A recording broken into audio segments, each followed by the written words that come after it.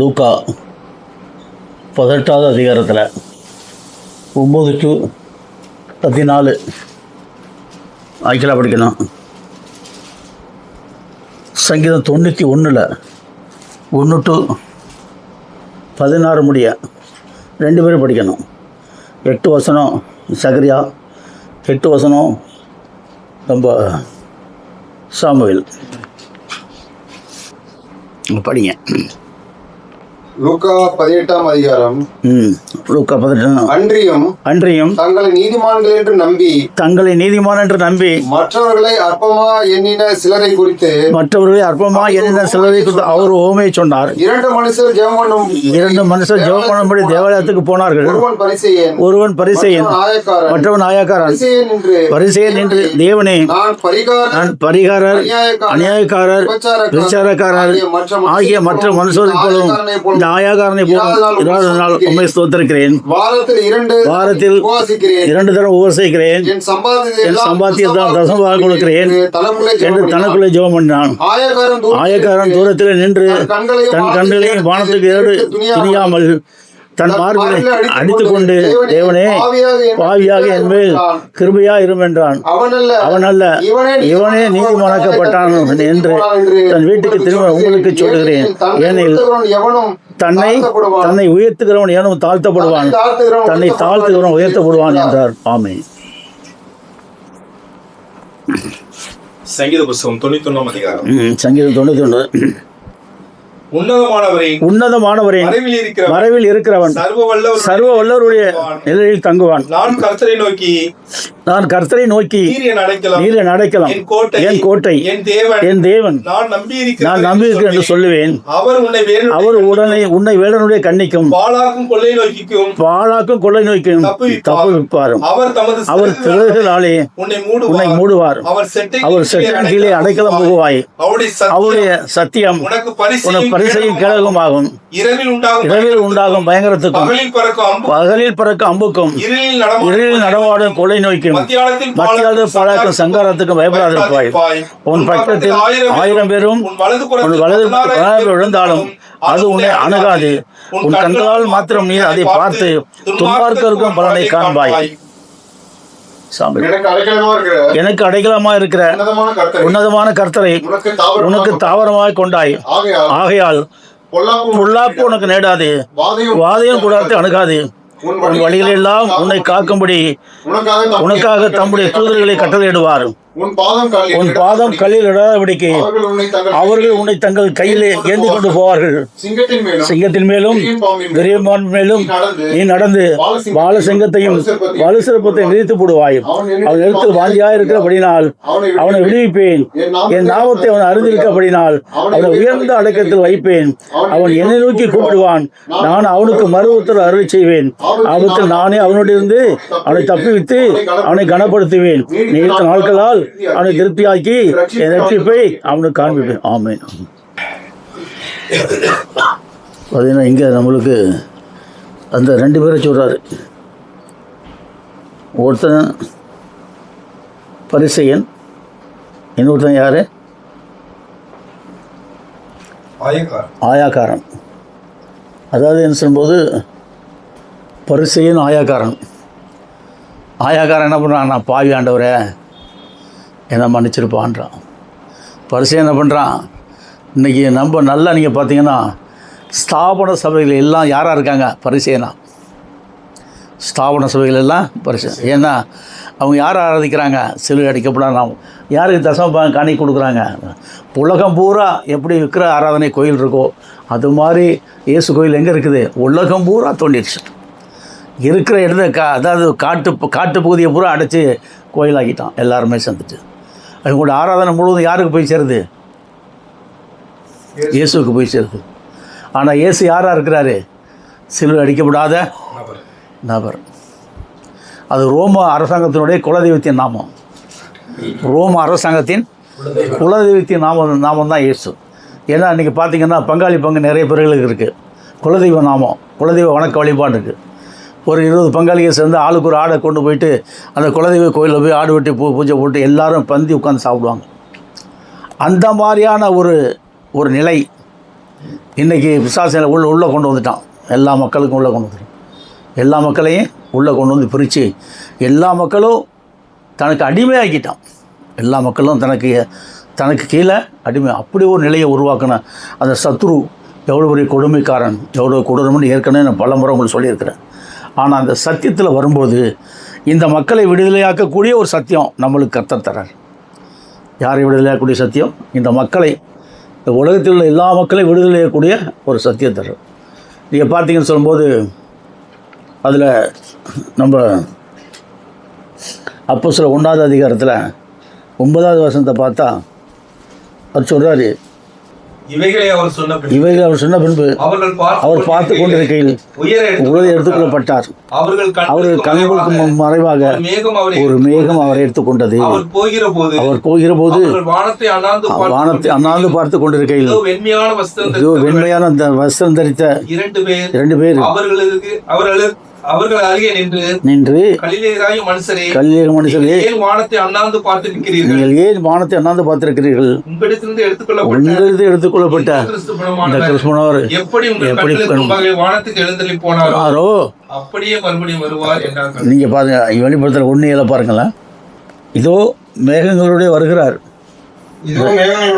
இதோ மேகங்களுடைய வருகிறார், கண்கள் யாவரும் அவரை காணும், அவரை குத்தினவர்களும் அவரை காண்பார்கள், பூமியின் பூத்தத்தால் எல்லாரும் அவரை பார்த்து புலம்புவார்கள். அப்படி ஆகும். ஆமாம். எல்லாம் நினச்சிருக்காங்கன்னு சொன்னால் போனவர் எப்படி போனார் அப்படியே திரும்ப வருவான்னு நினச்சிருக்காங்க. போனவர் எப்படி போனாரோ அப்படியே திரும்ப வருவான். மேலே ஒரு சிலுவையில் அடிக்கப்பட்டார், எலும்போடு இந்த சொல்லு மேலே போயிட்டார். எங்கே போயிட்டார்? பரலோகத்துக்கு. எங்கே இருக்கிறவர்? இப்போ பரலோகத்துக்கு போயிட்டார். பரலோகத்துக்கு போன உடனே அவர் இந்த 2000 வருஷம் கழித்து பூமிக்கு திரும்பி வரணும். 2000 வருஷம் கழித்து இந்த சாயங்கால வெளிச்சத்தில் திரும்பி வரணும். வந்தால் தான் இது சத்தியத்தை நம்ம சரியான முறைக்கு அவர் சொன்னபடி எல்லாம் நடக்கும். அவர் திரும்பி வரணும். போனவர் அப்படியே வந்துடுவாரா? இல்லை. எப்படி வர்றாரு அப்படின்றத கூர்ந்து நம்ம கவனித்து பார்க்கும்போது கலிலேய மனுஷன் நீங்கள் வானத்தை அண்ணாந்து எப்படி போனாரோ அப்படியே திரும்பி வருவாங்க. எல்லோரும் என்ன பண்ணுறாங்க? அதை தான் எதிர்பார்த்துட்ருக்காங்க. ஆனால் இங்கே ஒரு ரகசிய வருகை இருக்குது.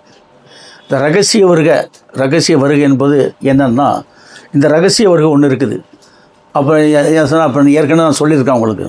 அப்புறம் எலும்போடும் தசையோடும் அவர் இருக்கார். பிதாவாகிய தேவன் ஒரு வார்த்தையை அனுப்புகிறாரு. எலும்பும் தசையும் அவரை விட்டு நீங்கிருச்சு. இப்போ எலும்பு தசை நீங்களும் பிற்பாடு யார் வர்றா? இவர் அடிக்கப்பட்டவர். அவருக்குள்ளேருந்து அடிக்கப்பட்ட வண்ணமுள்ளவர் வர்றாரு. இந்த அடிக்கப்பட்ட வண்ணமுள்ளவருக்குள்ளேருந்து பிதாவாகிய தேவன் என்ன பண்ணுறாரு போது சிலுவை பற்றியல் உபதேசத்தை அனுப்புகிறாரு. முதல்ல இவர் அடிக்கப்பட்ட வண்ணமுள்ளவர், இவருக்குள்ளேருந்து இவர் வந்துட்டார். இந்த அடிக்கப்பட்ட வண்ணம் உள்ளவருக்குள்ளேருந்து சிலுவை பற்றியல் உபதேசம் போகுது.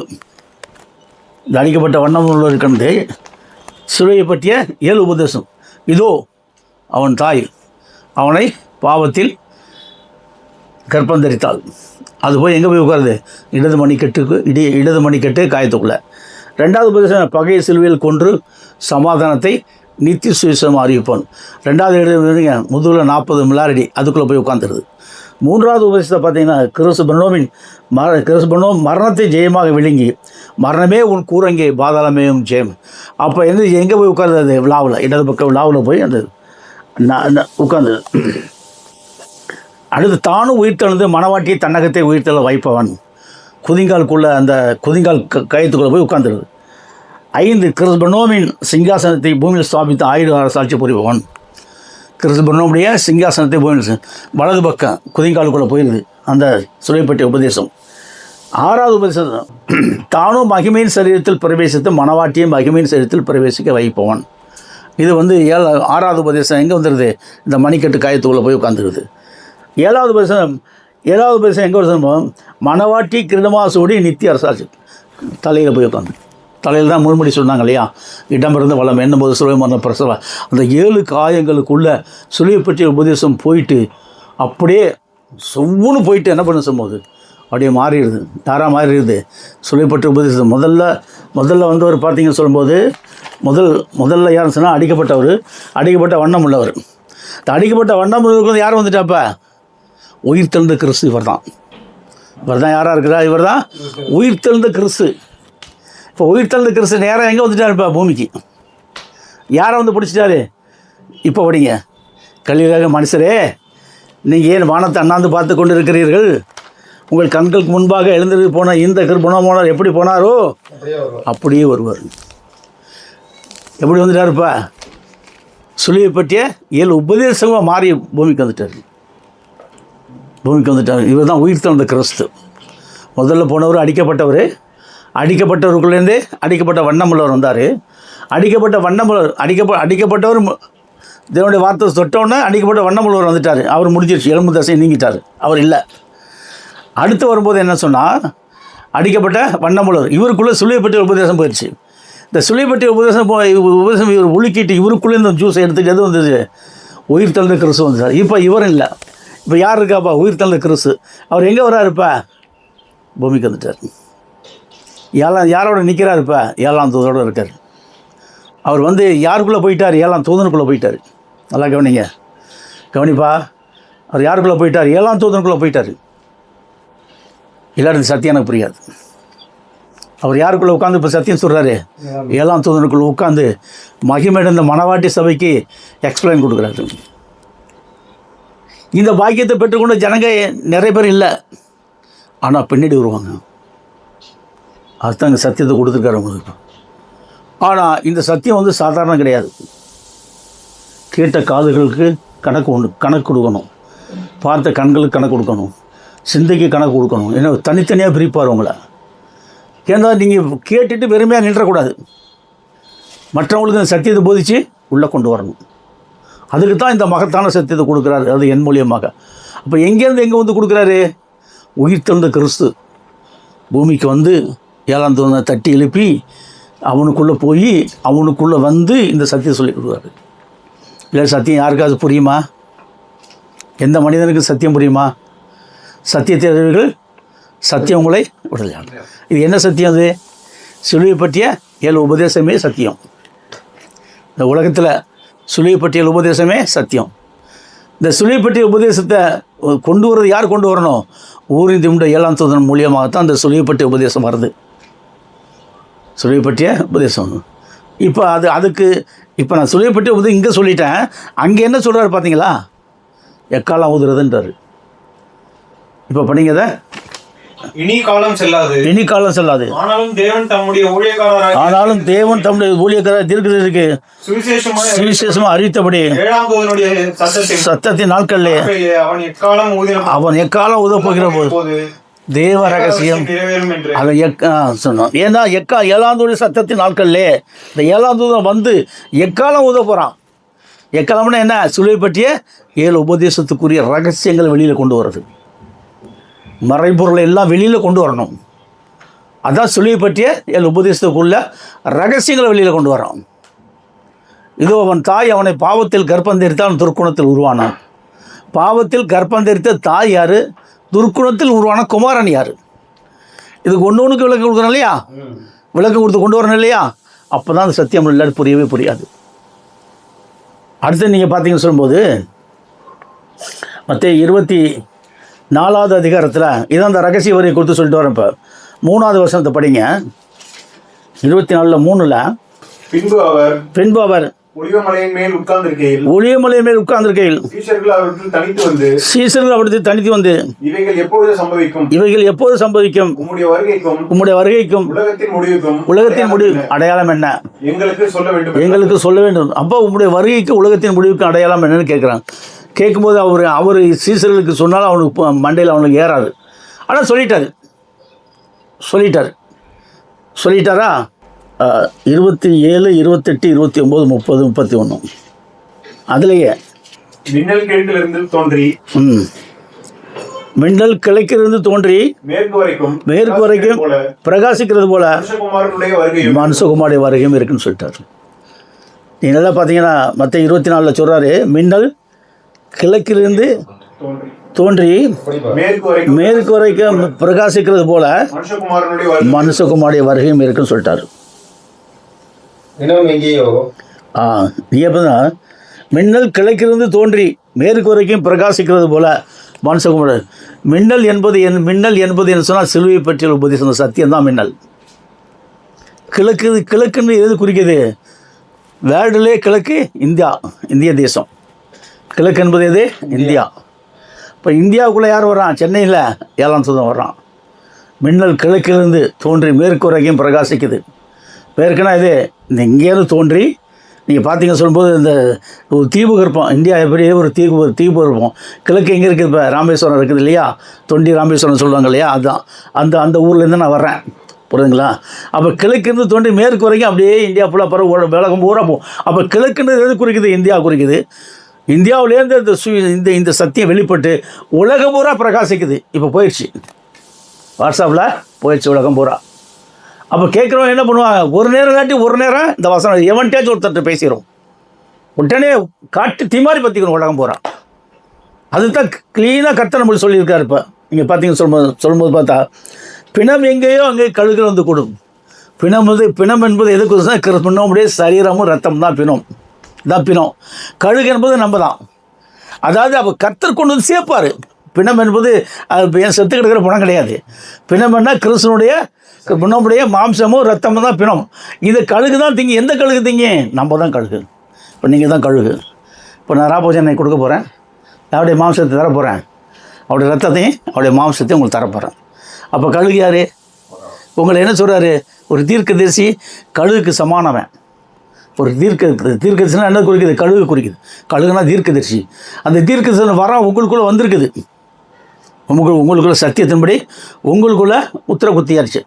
அப்போ நீங்கள் பரலோகத்துக்குரியவர்கள், நீங்கள் நடமாடும் தேவபுத்திரர்கள். அப்போ தீர்க்கதரிசனம் ஆட்டோமேட்டிக்காக 9 வரமும் உங்களுக்குள்ள வந்துடும். 9 வரமும் உங்களுக்குள்ளே வந்துடும். அதாவது அவர் நடத்துவார், நம்ம ஒப்பு கொடுக்கணும். இப்போ நம்மளுக்கு என்ன சிந்தை வந்துருச்சு? கிறிஸ்துவ சிந்தை. ஆவின் சிந்தை 100 மடங்கு பெருகி கிறிஸ்துவ சிந்தை வந்துருச்சு. நம்மளுக்கு மாம்ச சிந்தை ஒழிஞ்சு போச்சு. மாம்சத்துக்குரியவர்கள் உலகத்துக்குரியவர்கள். நான் மாம்சத்துக்குரிய அல்ல, ஆவின் சிந்தை உள்ளவர்கள். அந்த ஆவின் சிந்தை என்பது வேதத்தை வாசிக்க வைக்கும், இந்த புரிய வைக்கும். இதுக்கு மேலே வரதான் கிறிஸ்துவ சிந்தை. கிறிஸ்துவை பற்றி அறிய நம்ம சிந்தை எப்படி இருக்கும்? உங்களுக்கு பரலோகமே நம்மளுக்குள்ள வந்து உட்கார்ற மாதிரி அறியும். பிணம் எங்கேயோ அங்கே கழுகுகள் வந்து கூடும் சொல்லி திட்டம் தெளிவாக சொல்லிட்டாரு. அடுத்து நீங்கள் பார்த்தீங்கன்னா 29:30 அந்நாட்கள் உபத்திரம் முடிந்த உடனே சூரியன் அந்தகாரப்படும். இங்கே பார்த்தீங்கன்னா அந்நாட்கள் உபத்திரம் முடிந்த உடனே என்னப்படுது? சூரியன் அந்தகாரப்படும். சந்திரன் ஒளியை கொடாதிருக்கும். நட்சத்திரங்கள் வானத்திலிருந்து விழும். வானத்தின் சத்துவங்கள் அசைக்கப்படும். இதை பார்த்தீங்கன்னா இப்பொழுது இந்த மனுஷகுமாரன் மகிமையடைந்த மணவாட்டி சபைக்குள்ளே வந்துட்டார். மனுஷகுமாரன் எங்கே வந்துட்டார்? பிணம் எங்கேயோ அங்கேயே வந்து கழுகு கொடுத்து பிணம் யாரும் சொல்லிட்டேன், கழுகுனா யாரும் சொல்லிட்டேன். இப்போ இந்த காலம்தான் மகிமையடைந்த மணவாட்டி சபையை ஊரின் தூங்கூட 7ஆம் தூதம் உருவாக்கக்கூடிய நேரம். இந்த நேரம் தான். இந்த நேரத்தில் என்னென்ன சம்பவிக்குமா? மாம்சத்தை ரத்தத்தை பண்ண பணம் நித்திய ஜீவனம் உண்டு சொல்லிட்டார். ரத்தத்தையும் பணத்தையும் நம்மளுக்கு கொடுத்துட்டாரு. எல்லாம் கொடுத்தா எல்லாம் ஓகே, ரைட், ஓகே. அடுத்தது மின்னல் கிழக்கிலிருந்து மேற்கு வரைக்கும் பிரகாசிக்கிறது போல இருக்கும் சொல்லிட்டார். மனுஷகுமாரோட வருகை, இந்த ரகசிய வருகை. மனுஷகுமாரோட ரகசிய வருகையில் சூரியன் மனுஷகுமாரோடைய ரகசிய வருகையில், ஏன்னா இப்போ நான் தான் மனுஷகுமாரன். ரகசிய வருகை வந்துருச்சு. இந்த ரகசிய வருகை நான் சத்தியத்தை உங்களுக்கு சொல்கிறேன். இப்போ என்ன நடக்குது பார்த்தீங்கன்னு சொல்லும்போது பூமியில் என்ன நடக்குதுன்னு பாருங்கள். ரகசிய வருகையில் சூரியனை போல, சந்திரனை போல, நட்சத்திரங்கள் போல வளர்ந்த ஸ்தாபன சபைகள். அது சொல்லக்கூடிய சூரியன் சந்திரன் யாரை சொல்கிறாரு? பெரிய பெரிய வளர்ந்து போன ஸ்தாபன சபைகள். அதுக்கெல்லாம் எப்படி ஆகிருதான்? எப்படி வந்துருதான்? ஏன்னா அதுகளுக்கு உயிர் இல்லையே, ஜீவன் இல்லையே. அப்போ ஜீவன் இல்லாத அவங்க எதை தெரிஞ்சிருக்காங்க? மரத்துக்கு அதிகாரம் பிசாசவனை, மரத்துக்கு அதிகாரம் பிசாசவனை தெரிஞ்சிருக்கும்போது அந்த சபை என்ன சபை? மரண சபை, ஜீவன் இல்லாத ஒரு சபை. அது இந்த காலத்தில் இந்த சத்தியம் வெளிப்படும் போது வெட்கப்பட்டு போயிடுவாங்க. அவங்கள என்ன பண்ணுறாங்க? அது பார்த்தீங்கன்னா பயங்கரமாக சொல்கிறாரு, வெட்கப்பட்டு போயிடுவாங்க. அது சொல்லும்போது நீங்கள் பார்த்தீங்கன்னா இப்போ சூரியனை போல், நட்சத்திரங்களைப் போல வளர்ந்த ஸ்தாபன சபைகள். இந்த சபைனா இயேசுவை ஆராதிக்கும் சபைகள். இந்த சபை யார் ஆராதிக்குது? அந்த சபையில் அந்தகாரப்பட்டு ஒளி மங்கி போகும். அத்தி மரத்துலேருந்து எப்படி காய் கொட்டுறது போல் அந்த சபையெல்லாம் சூரியன் சந்திரன் நட்சத்திரங்கள் போல் வர்ற சபைகள்லாம் எப்படி அது ஒன்றுக்கு உளுத்து போன மரத்தை போல் ஆயிடுது. அது இந்த காலத்தில் கொட்டி போயிடும். ஏன் இந்த சபை வளர டோட்டல் இதெல்லாம் காலியாகிடும். அப்போ இந்த சபை எப்படி வளருது? 1-2 பேர் தான் வளரும். ஆனால் தேவன் சத்தியத்தை சொல்கிறார் உங்களுக்கு. போதிக்க அந்த சத்தியம் வெளியில் போக சொல்லிய உபதேசம் போக அனைத்து ஸ்தாபன சபைகளும் குட்டி பெந்தகோஸ் சபை, எமோஷனல் பெந்தகோஸ் சபை, எல்லா சபைகளும் நிர்மூலமாகி நாசமாகி ஒன்றுமில்லாமல் அழிஞ்சிடும். இப்போ இவங்களுக்குள்ள மரணத்துக்கு அதிகாரி தன்னுடைய மரணத்தை ஊற்றுன்னு ஊற்றிட்டான். ஜீவனுக்கு அதிகாரி நம்மளோட வந்துட்டார். மரணத்துக்கு அதிகாரி மரணத்தை ஊற்றிட்டான். அப்போ அவன் என்ன பண்ணுவான்றதை பார்த்தா அப்பொழுது மனுஷகுமாரனுடைய அடையாளம் வானத்தில் காணப்படும். அப்பொழுது வல்லமையோடு மிகுந்த மகிமையோடு வானத்தின் மகிமை வருகிறதை கண்டு புலம்புவார்கள். ஏன்னு சொன்னால் இந்த ஸ்தாபன சபைகள் தான் மனுஷகுமாருக்கு விரோதமாகும். நீங்கள் பார்த்தீங்கன்னா ஸ்தாபன சபைகள் எப்படி இருக்கு? இந்த சத்தியத்துக்கு விரோதமாக இருக்கும். இப்போ என்ன போய் மனுஷகுமாரன் சொன்னால் ஏற்றுக்கொள்வானா? யாராச்சும் ஏற்றுக்கொள்ள மாட்டான். ஏன்? விரோதமாக பேசுவான். நான் தான் மனுஷகுமாரன், நான் தான்ப்பா வந்துட்டேன்ப்பா, நான் தான் 7th ஏஞ்சல், 7ஆம் தூதன் மனுஷகுமாரன் ஒன்று தான், நான் தான் 7ஆம் தூதன், நான் தான் மனுஷகுமாரன், நான் தான் 7ஆம் தூதன், நான் தான் சன் ஆஃப் மேன். இந்த சன் ஆஃப் மேன் வந்து சன் ஆஃப் காட் அவர் அறிமுகப்படுத்துவான். இந்த சன் ஆஃப் காட் என்ன? அவரும் ஆராதனை சன் கிறிஸ்து பிராண்டம் இயேசு இல்லை. இப்போ உனக்கு என்ன வந்துடுது? என்ன கண்டாலும் கோவம் வந்துடுது. அந்த சன் ஆஃப் மேன் நான் தான் சன் ஆஃப் காட் கிறிஸ்து பிராண்டம். ரெண்டு மனுஷகுமாரன் வர்றாங்க இல்லையா? ஒன்று சன் ஆஃப் மேன், ஒன்று சன் ஆஃப் காட். இந்த சன் ஆஃப் மேன் ஆகிய அந்த 7ஆம் தூதன் வந்து சன் ஆஃப் காட் கிறிஸ்து பிராண்டமுடைய நாமத்தை ஆராதனை ஸ்தலமாக கொண்டு வருவான். எப்போ? இந்த மாதிரி உலகம் பூரா இயேசுவேன்னு ஆராதிக்கிற இந்த கூட்டம், இந்த நடுவில் இவன் வந்து சொல்லும்போது, முன்னோடைய நாமத்தை சொல்லும்போது அந்த இயேசுன்ற நாமத்துக்கு என்ன இல்லாமல் போயிடுது? பவர் இல்லாமல் போயிடுது. பெரிய சூரியனை போல நட்சத்திரங்களை போல பெரிய வளர்ந்த சபைக்குள்ளே இருக்கக்கூடிய அத்தனை போதகர்களும் அத்தனை லுங்கி அங்கி போட்டு கருப்பு கயிறு, சிவப்பு கயிறு, வெள்ளை கயிறு போட்டு திங்கிற டான்ஸ் ஆடக்கூடிய மொத்த பேர் எப்படி ஆறாங்க? ஒன்றுக்கும் உதவாத உளுத்து போன மரத்தை போல போயிடுவாங்க. அது ஒரு பட்டம். அது சொல்கிறார் இல்லையா? பச்சை மரமாகி எனக்கும் இந்த பாடனா பட்ட மரமாகி உங்களுக்கு என்ன பாடுன்றார் பார்த்தீங்களா? ஏன்னு சொன்னால் என்ன நீ அறியலை, எனக்கு ஒன்று நான் அவர் பச்சை மரம், அந்த பச்சை மரத்தினுடைய வித்து எனக்குள்ளே வந்துருச்சு. நானும் பச்சை ஒளிவு மரமாக இருக்கிறேன். நானும் நீங்களும் பச்சை ஒளிவு மரமாக இருக்கிறீங்க. நம்ம பச்சை ஒளிவு மரமாக இருக்கிறோம். ஒளிவு மர கன்றுகளாக இருக்கிறோம். இப்போ பட்டு போன மரத்துக்கு என்ன இல்லை? பூமியில் வேலை இல்லை, தன்னால் அழிஞ்சிரும். ஏசன்ற நாவும் தன்னால் அழிஞ்சு போயிடும். இந்த ஆராதனைக்குரிய மொத்த சபைகளும் ஏன்னா வரமாட்டான், நம்மள்கிட்ட வெக்கப்பட்டு போயிடான். நம்மள்கிட்ட வருவானா? வெக்கப்பட்டு போயிடுவான். ஏன் வெக்கப்பட்டு போயிடான்? என்னப்பா எவ்வளோ பெரிய பாஸ்டர் அவர்கிட்ட போய் நீ பேசலாமா? அவன் நிற்கிறதுக்கு நம்மளுக்கு தகுதி இருக்காம்மா. நல்லா கவனி. நீ போய் அவள் நிழல் பட்டாலே சுகமாகுமா? அது கூத்த கவனிச்சிங்களா? நிழல் பட்டாலே சுகமாகுமா? ஆகுமா? சுகமாகுமா உனக்கு? அது எவ்வளோ பெரிய தற்பெருமை, அகம்பாவம். ஏன்னு கேட்டால் இந்த பைபிளை கையில் வச்சுருக்காரு. ஏன்னா இவனும் பரலோக ராஜ்யத்துக்கு போக மாட்டான், மற்றவனையும் போகிறதுக்கு என்ன பண்ண விட மாட்டான். இதுதான் இங்கே நடக்கிற கூத்தே. நானும் போக மாட்டேன், உன்னையும் போக விட மாட்டான். எனக்கு ஒரு கண்ணு போனால் பரவாயில்ல, எனக்கு 2 கண்ணு போனால் பரவாயில்ல, உனக்கு ஒத்த கண்ணு போனால் பரவாயில்ல. அப்போ இந்த மாதிரியான போக்கு, இந்த மாதிரியான எண்ணங்கள், இந்த மாதிரியான இதில் இருக்கிற இந்த மக்களுக்கு இவன் தானும் கெட்டு மற்றவங்களையும் கெடுத்துருவான். இப்படி தான் போயிட்டுருக்கு. இந்த சத்தியமே இப்படி தான் போயிட்டுருக்கு. அதை தான் தெளிவாக சொல்கிறாரு. பார்த்தீங்கன்னு சொல்லும்போது, ஏன்னு சொன்னால் அப்பொழுது இருங்க வளர்ந்த சந்திரனை போல ரகசிய வருகையில், அதாவது சொல்லும்போது இருக்கும் மனுஷகுமாரனுடைய ரகசிய வருகையில் சூரியனைப் போல, சந்திரனைப் போல, நட்சத்திரங்களைப் போல வளர்ந்த ஸ்தாபன சபைகள், இயேசுவை ஆராதிக்கும் சபைகள் அந்தகாரப்பட்டு ஒளிமங்கி சர்வநாசமாக போயிடும். 30வது சொல்கிறாரு, அப்பொழுது மனுஷகுமாரின் மகிமடைந்த மணவாட்டி சபைக்குள் இருப்பார். மனுஷகுமாரன் எங்கே இருக்காரு? மகிமையடைந்த மணவாட்டி சபை. அந்த மனுஷகுமாரனுக்குள்ள யார் இருக்காரு? உயிர்த்தெழுந்த கிறிஸ்து. இந்த மனுஷகுமாரன் நடத்துறது யாரு? உயிர்த்தெழுந்த கிறிஸ்து. அந்த மனுஷகுமாரன் நடத்துறது உயிர்த்தெழுந்த அந்த மகிமையடைந்த மகிமையடைந்த மணவாட்டி சபையை மகிமையடைய செய்கிறது அவர் தான். மணவாட்டி சபை எப்படி மகிமையடையும்?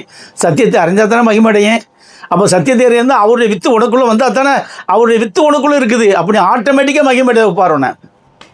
ஞானஸ்தானத்தில் ஒரு இடமிருந்து வெள்ளம் என்னும்போது அந்த சிலுவை மரண பிரசவ 7 காயங்கள்.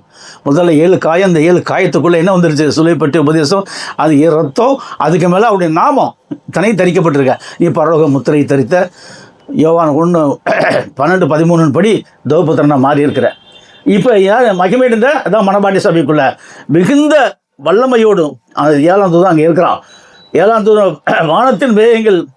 அதாவது பார்த்தீங்கன்னா மேற்படியான இந்த மகிமையடைந்த மணவாட்டி சபை மிகுந்த வல்லமையோடும் மிகுந்த மகிமையோடும் வானத்தின் மேகங்களாகிய வானத்தின் மேகன்றதுக்கு சத்தியமாகிய சிலுவை பற்றிய உபதேசம். 7 உபதேசம் தான் வானத்தின் மேகங்கள். மேகம்ன்றது எது குறிக்கிறது? அவன் என்ன பண்ணான்? உபதேசம். வலது பார்த்து எங்கே வச்சான்? சமுத்திரத்தில். இடது பார்த்து எங்கே வச்சான்? பூமியில். எல்லாம் கவனிங்க. வலது பார்த்து எங்கே வைக்கான்? சமுத்திரத்தில். திரளான மக்களுக்கு மத்தியில் வலது பாசம், ரட்சிக்கப்பட்ட மக்களுக்கு மத்தியில் இடது பார்த்து வச்சுருக்கோம். திறக்கப்பட்ட சிறு புஸ்தகத்தை கையில் வச்சுருக்கோம். அப்போ இந்த சமுத்திரம், பூமி, மேகம்னு எதை குறிக்குது? மக்களுக்கு ரட்சிக்கப்பட்ட மக்களை, ரட்சிக்கப்பட இருக்கக்கூடிய மக்களையும் குறிக்குது. ரட்சிக்கப்பட்ட மக்களையும் ரட்சிக்கப்பட இருக்கக்கூடிய மக்களையும் குறிக்குது.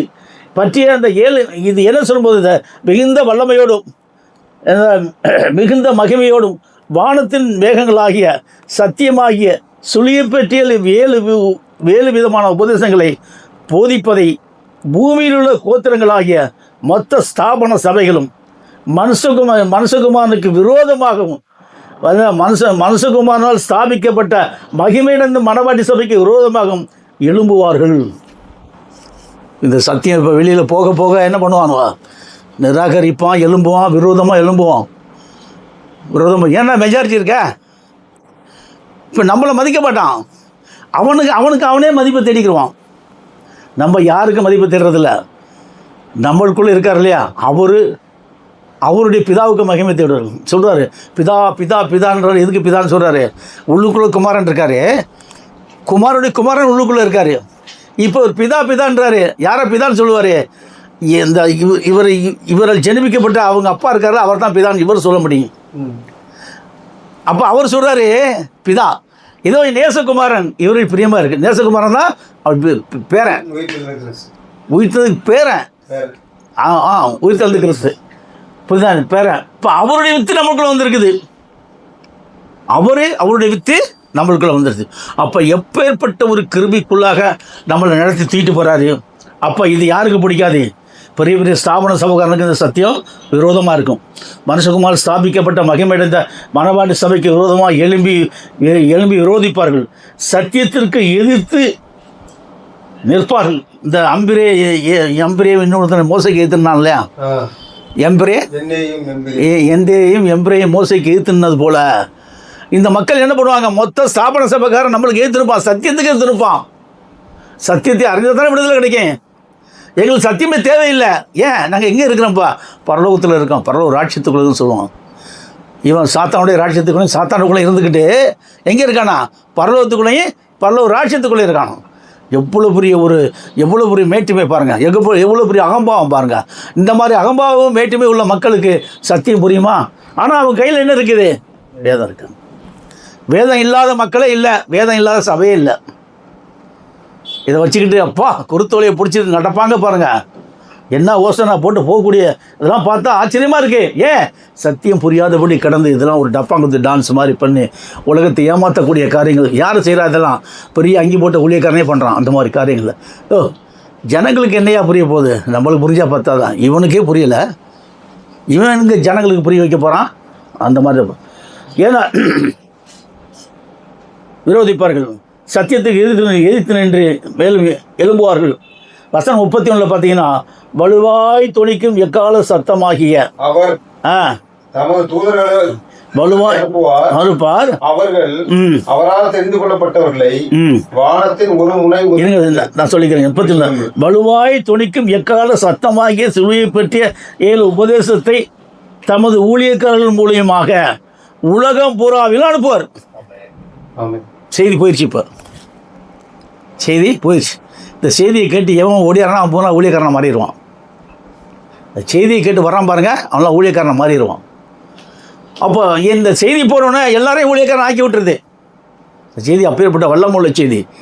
அப்போ தடியர்த்தம் தண்டல்காரன் அங்கே, ஆனால் இங்கே தடியர்த்தம் ஊழியக்காரன் ஆயிடான். இந்த தடியர்த்தவன் ஊழியக்காரன் இங்கே வந்தால் தான் அது நடக்கணும், வேறு எங்கே போனால் நடக்காது. சொல்லிவிட்டு சொல்கிறாரு, உலகம் புறாவிலும் அனுப்புவார். சிலுவை பற்றிய 7 உபதேசத்தை தமது ஊழியக்காரர்கள் மூலியமாக உலகம் புறாவிலும் அனுப்புவார். இந்த சத்தியத்திற்கு தெரிந்து கொள்ளப்பட்டவர்களை உலகத்தின் 4 திசைகளிலும் கூட்டி சேர்ப்பாங்க. இந்த சத்தியத்துக்கு தெரிந்து கொள்ளப்பட்டவர்களை உலகத்தின் 4 திசைகளிலும் கூட்டு இது சேர்க்கும் போது யார்? சத்தியம்தான். நம்ம போல நல்லா நீங்கள் கவனிச்சிங்கன்னா, ரட்சிக்கப்படுவதை கர்த்தர் அனைவரும் சபையில் சேர்த்தார். ரட்சிக்கப்படுவதுனா சத்தியம்தான். போய் ரட்சிக்கப்படுற மக்களை எல்லாம் கொண்டு வந்துருச்சு. இவங்க அங்கங்கே ஓடுறாங்க, ஆடுறாங்க. இவங்க போய் நடக்கும்போது நிழல் பட்டாலே சுகம் கிடைக்குது. அப்போஸ்தலர் நிழல் பட்டாலே சுகம் கிடைக்குது, தொட்டால் சுகம் கிடைக்குது. வியாதியர்கள் நிறைய பிணியாளிகள் சுத்தமாக அற்புதங்கள் நடக்குது. ஆனால் இங்கே மைக்கு மூலியமாக போகுது செய்தி. நீ யாருக்கும் போய் சொல்ல வேண்டாம், ஆட்டோமேட்டிக்காக செய்தி போய் அவங்களை விடுதலை கொண்டு உண்மையான வித்துக்களை கூட்டி சேர்த்துரும். அதுதான் அங்கே தெளிவாக சொல்கிறார் கர்த்தர். சத்தியத்துக்கு தெரிந்து கொள்ளப்பட்டவர்கள் உலகத்தின் 4 திசைகளிலிருந்து எந்த கூட்டி சேர்க்கப்படுவார்கள். இந்த மனுஷகுமாரன் வெளிப்படும் இக்காலம் நோவாவின் காலத்தில் எப்படி நடந்ததோ அப்படியே மனுஷகுமாரின் காலத்திலும் நடக்கும். இப்போ நோவா பேழையை ஆயத்தம் பண்ணும்போது இப்போ கூப்பிட்றான், வாங்க வாங்கன்னு சொல்லிட்டு எவனாச்சும் வந்தானா? அதே மாதிரி மனுஷகுமார் தெரிந்து கொள்ளப்பட்ட அந்த 8 பேர் தான் வந்தாங்க. அதே மாதிரி இன்றைக்கு மனுஷகுமாரின் காலத்தில் 8 பேர் அல்ல, அதாவது உலகத்தில் தெரிந்து கொள்ள உலக தோட்டத்தில் அடிக்கப்பட்ட ஆட்டுக்குரிய ஜீவபுத்தகத்தில் பேர் எழுதப்பட்ட மொத்த பேரை கொண்டு வந்துடுவார். தெரிந்து கொள்ளப்பட்ட 8 பேர் கிடையாது. உலக தோட்டத்தில் அடிக்கப்பட்ட ஜீவபுத்தகத்தில் பேர் எழுதிக்கலாம், மொத்த பேரையும் இந்த சத்தியம் கூட்டிகிட்டு வந்துடும். யாரையும் விடாது. சத்தியம் கொண்டு வந்து சத்தியத்தை அறிவிகள். அப்போ தான் வேதத்தை வச்சு சிந்திச்சு பார்ப்போம், ஆகா இது உண்மையான சத்தியம், இதை நம்ம விட்டுறக்கூடாதுன்னு சொல்லி ஓடி வருவான். வர்றவங்களை எல்லாரையும் கர்த்தர் சேர்த்துக்குருவார். சத்தியத்துக்காண்டு வர்றவங்களை எல்லாரையும் கர்த்தர் சேர்த்துக்குருவார். ஏன் விட மாட்டார்? யாரும் ஒருவனும் கெட்டு போது அவருக்கு சித்தம் இல்லை, எல்லாரும் ரட்சிக்கப்படுற சித்தம். அப்பேற்பட்ட பாக்கியத்துக்குள்ளே அவரை கொண்டு வரார். நோவாவின் காலத்தில் எப்படி இருந்ததோ அப்படியே மனுஷகுமார காலத்தில் நடக்கும்னு சொல்லிட்டார். என்ன நடக்குது?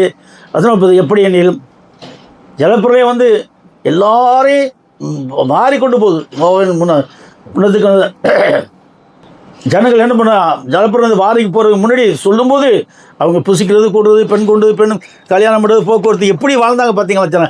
அதே மாதிரி தான் இன்றைக்கு அன்றைக்கு குற்றாட்டம் உள்ள ஜனங்கள் என்ன சொன்னாலும் மண்டையில் ஏறவே இல்லை. அதே மாதிரி இந்த ஜனங்களுக்கு என்ன சொன்னாலும் மண்டையில் ஏறாது. ஏன்? இப்போ நம்ம என்ன சொல்கிறோம்? சத்தியத்தை அறிஞர்கள் சத்தியம் ஓடியாங்க ஓடியாங்க ஓடியாங்க, சீக்கிரமாக வாங்க சீக்கிரமாக வாங்க. இன்னும் வந்து நம்மளுக்கு முடிஞ்சிருக்குது 2000 வருஷம் தான் முடிஞ்சிருக்கு, 10,000 வருஷம் இருக்குது. இதோட முடிஞ்சு போச்சு நம்ம சொல்கிறதுக்கு இல்லை. நம்ம ஓட்டத்தை முடிச்சுட்டு நம்ம எல்லாம் ரெக்கார்ட் பண்ணி வச்சுருவோம். நம்மளுக்கு பின்னாடி வரக்கூடிய சந்ததி நடத்துவான். இன்னும் எத்தனாயிரம் வருஷம் இருக்குது? இன்னும் 10,000 வருஷம் இருக்குது. இந்த 10,000 வருஷத்துக்குள்ளே கர்த்தர் இந்த பூமி ரட்சிப்பில் கொண்டு வரதுக்கு லகுவான காரியம். ஒரு நாள் என்பது 1000 வருஷத்துக்கு ஒப்பான அவருக்கு. நமக்கு அப்படி இல்லை. நம்மளுக்கு அந்த 10,000 வருஷம் தான் நாள் கணக்கு தான் நம்மளுக்கு. ஆனாலும் வசனம் 33 ஜலப்பிரளயம் வந்து அனைவரையும் வாரி கொண்டு போக மட்டும் எப்படி ஒன்றும் உணராது இருந்தார்கள். அப்படியே மனுஷகுமாரன் வரும் காலத்திலும் நடக்கும்னு சொல்லிட்டார். ஏன்னா இந்த ஜனங்க எப்படி இருக்காங்களோ அப்படியே தி சன் ஆஃப் மேன் வந்து சன் ஆஃப் காடை பற்றி சொல்கிறான். சன் ஆஃப் காட் வந்துட்டார். இப்போ இவர் சொல்கிறாரு, பேசும்போது அவனுக்கு என்ன புரியலை, அவங்களுக்கு என்ன புரியலை? சத்தியமும் புரியலை, ஒன்றும் புரியலை.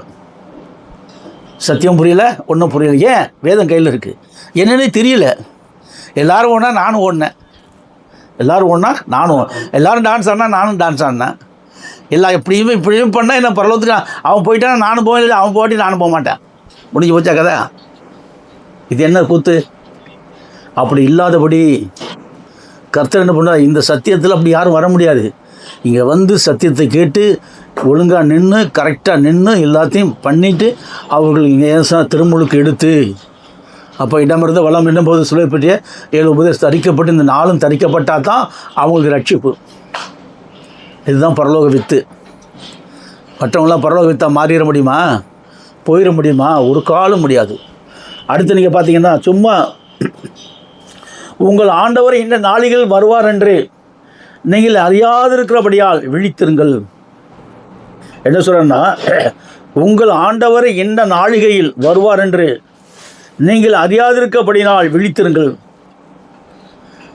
அன்னைக்கு சொன்னார், திருடன் என்ற ஜாமத்தில் வருவான் என்று வீட்டு எஜமான் அறிந்திருந்தாலும் அவன் விழித்திருந்து தன் வீட்டை கண்ணவிடாது ஒட்டாதிருப்பான் அறிவீர்கள்.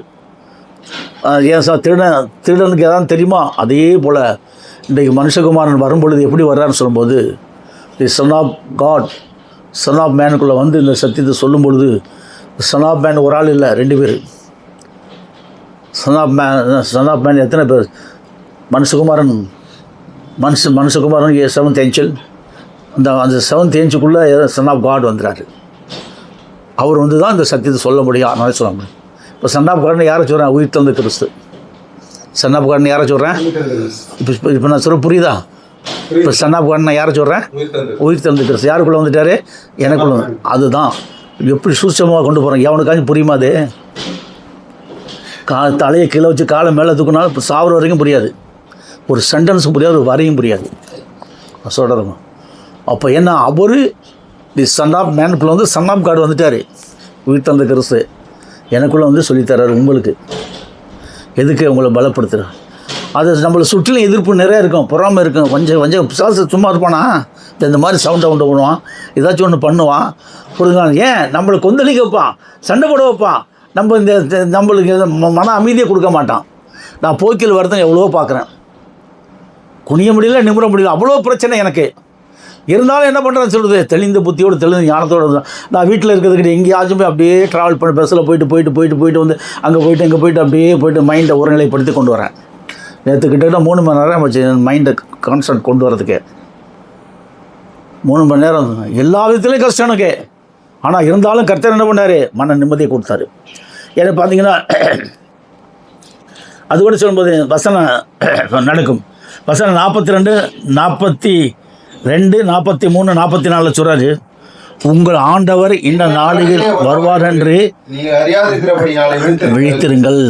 ஏன்னா திருடன் இந்த ஜாமத்தில் வருவான் என்று அறிந்திருந்தால் விழித்திருந்து தன் வீட்டை கனவட்ட விட்டார் என்று அறிவீர்கள். ஆமாம், நீங்கள் நினையாத நாளிலே மனுஷகுமார் வருவார், ஆதலால் நீங்கள் ஆயத்தமாயிருங்கள். மனுஷகுமாரன் 2 பேர், son of man, son of God. Son of மேனுக்குள்ளே சன் ஆஃப் காட் உயிர் தந்த கிறிஸ்து வந்துட்டார். எல்லா காரியத்தையும் கடன்னு பண்ணுறாரு. அப்படி சத்தியம் தான் நீ வெளியில் போகுது. இதை எவனாச்சும் கேட்பான்னு நினைக்கிறீங்களா?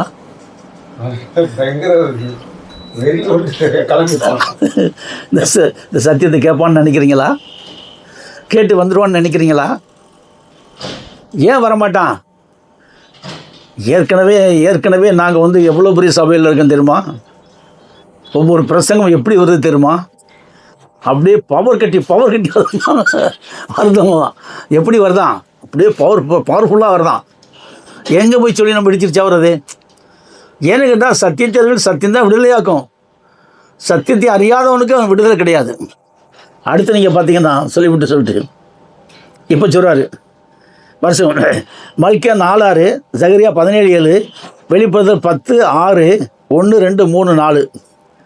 இங்கு சொல்லப்பட்ட 7ஆம் தூதன் தான் ஊரின் தும்மி கொண்ட 7ஆம் தூதன். அந்த 7 இடிமுழுக்கள் சொன்னது அந்த தேவ ரகசியம். ஆமேன். ஏன்னு சொன்னால் இந்த ரகசியம் உயிர்த்தெழுந்த கிறிஸ்துவுக்கு மட்டுமே தெரியும். இந்த ரகசியம் யாருக்கு தெரியும்? உயிர்த்தெழுந்த கிறிஸ்து அவருக்கு மட்டும்தான் தெரியும். வரை யாருக்கும் தெரியாது. அவர் வந்து யார்கிட்ட ஓதி விட்டார்? அவர் சன் ஆஃப் காட் வந்து சன் ஆஃப் மேனுக்குள்ளே வந்து எல்லாத்தையும் சொல்லிட்டார். சொல்லும்போது இப்போ சன் ஆஃப் மேன் என்ன பண்ணுறான்? முழிக்கிறான், பேமொழி முழிக்கிறான். என்னடா அது எல்லாத்தையும் சொல்லிட்டாங்க, நான் யாருக்குப்பா சொல்கிறது? நான் உனக்கு ஒரு சபையை தரப்போகிறேன்.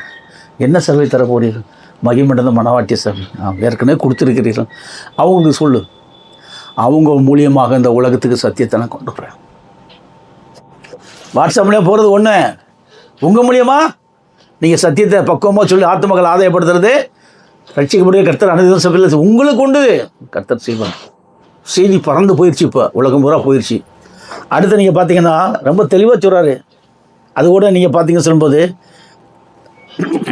சபை ஸ்தாபிக்கப்பட்டது 4/9/2025 மகிமண்டல மணவாட்டி சபை ஸ்தாபிக்கப்பட்டது. அப்போ நான் ஊரில் ஜனவரி, பிப்ரவரி, மார்ச் 31 ஊரை விட்டு கிளம்பிட்டேன். ஏப்ரல் 1 சென்னைக்கு வந்துட்டேன். வந்த அன்னைக்கு நான் ட்ரெயினில் உட்காந்துருக்கும் போதே ஒரு பிரதரு, எங்கேப்பா போகிறேன் ஒரு மாதிரியாக இருக்கு சொன்னால் அப்படியே கட்டி பிடிச்சிட்டேன். பாப்பா என் கூட வா, நான் உனக்கு அவரை கொண்டு வந்தேன், சென்னையில் விட்டார். அப்புறம் அப்படியே படிப்படியாக கொண்டு வந்து ஏன் நான் ஆபிரகாமுடைய வித்து, கேத்துரால் சந்தையில் ஆபிரகாமுடைய வித்து. அப்போ கர்த்தர் என்ன பண்ணாருன்னா என்னை விடவே இல்லை, கையை பிடிச்சி இழுத்து வந்துட்டார் சென்னைக்கு. கொஞ்சமாக அப்படியே போட்டு அப்படியே இந்த சோளக்கதிரை குத்தி நெருப்பில் வாட்டுற மாதிரி வாட்டுன்னு வாட்டி இந்த சத்தியம் சொல்லி கொடுத்தாரு எனக்கு. உடனே சொல்லிடல எனக்கு, நான் உங்களுக்கு லகுவாக சொல்லி கொடுத்துட்டேன் எல்லாத்தையுமே. என்ன மாதிரி இந்த சத்தியத்தில் நீங்கள் கஷ்டப்படக்கூடாதுன்னு சொல்லிட்டு எனக்கு சொன்ன எல்லாத்தையும் ஒன்று கூட மறைக்காமல் எல்லாத்தையும் சொல்லிக்கிட்டே வர்றேன்.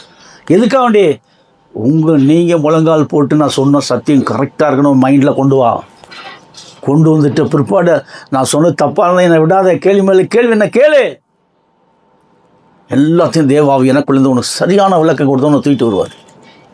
இந்த உயிர்த்தெழுந்த கிறிஸ்து ஊரையும் தூண்டு 7ஆம் தூணுக்குள்ளே இறங்கிட்டார். இப்போ நீங்கள் பார்த்தீங்கன்னா இப்போ காட்டுற பாருங்க,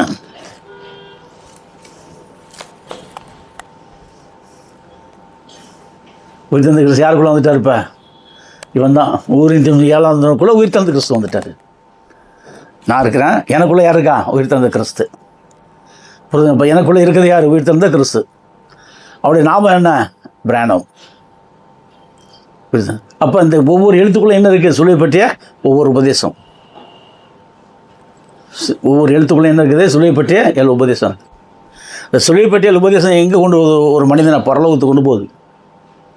இந்த சிலுவை பற்றிய உபதேசம் இல்லாவிட்டால் இந்த சத்தியமே இல்லை. அதுக்கு தான் அது தெளிவாக சொல்லிவிட்டு சொல்கிறாரு. பார்த்தீங்கன்னா மத்தேயு 24:27 சொல்லப்பட்ட மின்னல் சொல்லிட்டேன். மின்னல் என்பது சிலுவை பற்றிய 7 உபதேசம். நல்லா கவனிங்க. மின்னல் என்பது எதை குறிக்கிறது? சிலுவை பற்றிய 7 உபதேசம் தான் மின்னல். மின்னல்னா என்ன? மின்னல் என்பது எது குறிக்கிறது? சிலுவை பற்றிய 7 உபதேசம் தான் மின்னல். அந்த சிலுவை பற்றிய 7 உபதேசமாகி மின்னல் நமக்குள்ளே வந்துட்ட உடனேயே அது சும்மா இருக்குமா? நீ கையை, உனக்குள்ளே மின்னல் இருக்குது, நீ கையை ஒருத்தனை பிடிச்சின்னா என்ன ஆகும்? உனக்குள்ளே இருக்க மின்னல் அவனுக்குள்ளே பாஸ் ஆகிரும். அவனை எப்படி ஆயிடுவான்? இந்த சிலுவை பற்றிய உபதேசத்தை அறிந்து கொண்டு தெரிந்து ஓடி வர்றதுக்கு உன்னை ஃபாலோ பண்ணி வந்துக்கிட்டே இருப்பான். அப்போ மின்னல் என்பது எது குறிக்குது? சிலுவை பற்றிய 7 உபதேசம் என்பதும் சிலுவை பற்றிய உபதேசம். கிழக்கு என்பது இந்தியா. கிழக்கு தேசமாகிய இந்தியாவில் ஊரீந்து கொண்ட 7ஆம் தூதன் தோன்றுவான்.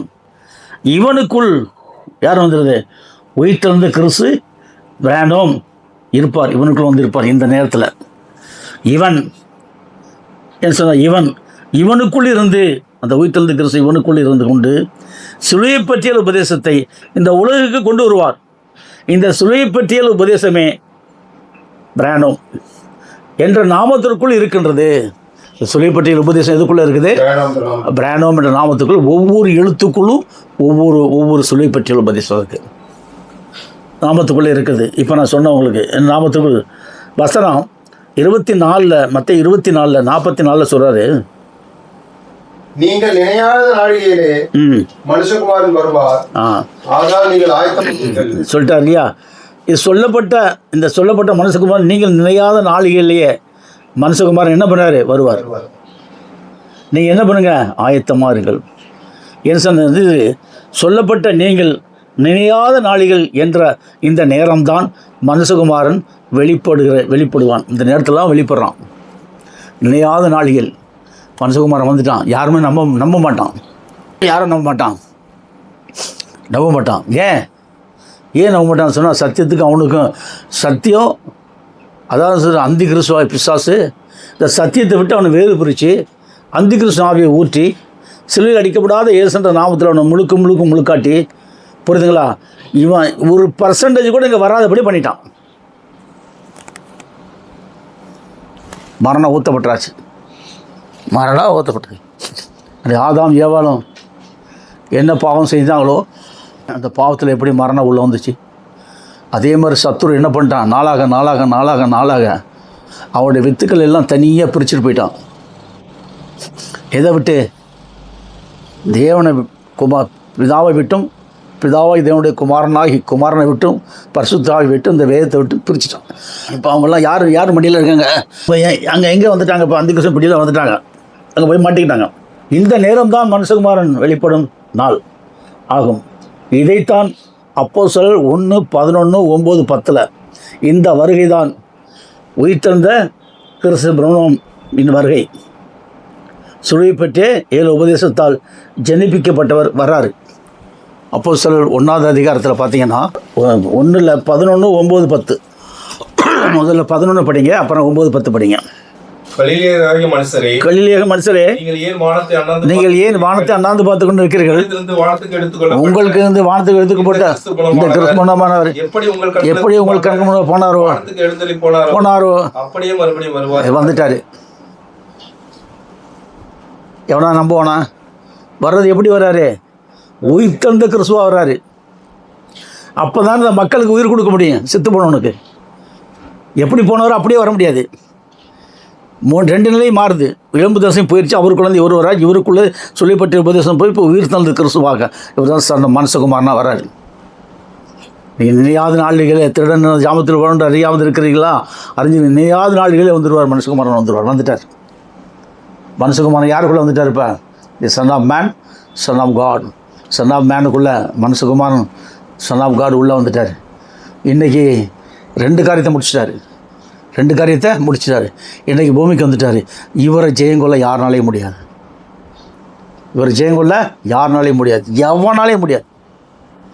ஏன்னா இவர் தான் சத்தியத்துக்கு அதிபதியே, இவர் தான் சத்தியமே, இவர் தான். அடுத்து இங்கே பார்த்தீங்கன்னா சொல்லிட்டு சுழியை பற்றிய 9ஆவது வசனம் படிங்க, 9:10. இவைகளை அவர் சொன்ன பின்பு அவர்கள் பார்த்து கொண்டிருக்க வேறு எடுத்துக்கொள்ளப்பட்டார். அவர்கள் கண்களுக்கு மறைவாக ஒரு மேகம் அவரை எடுத்துக்கொண்டது.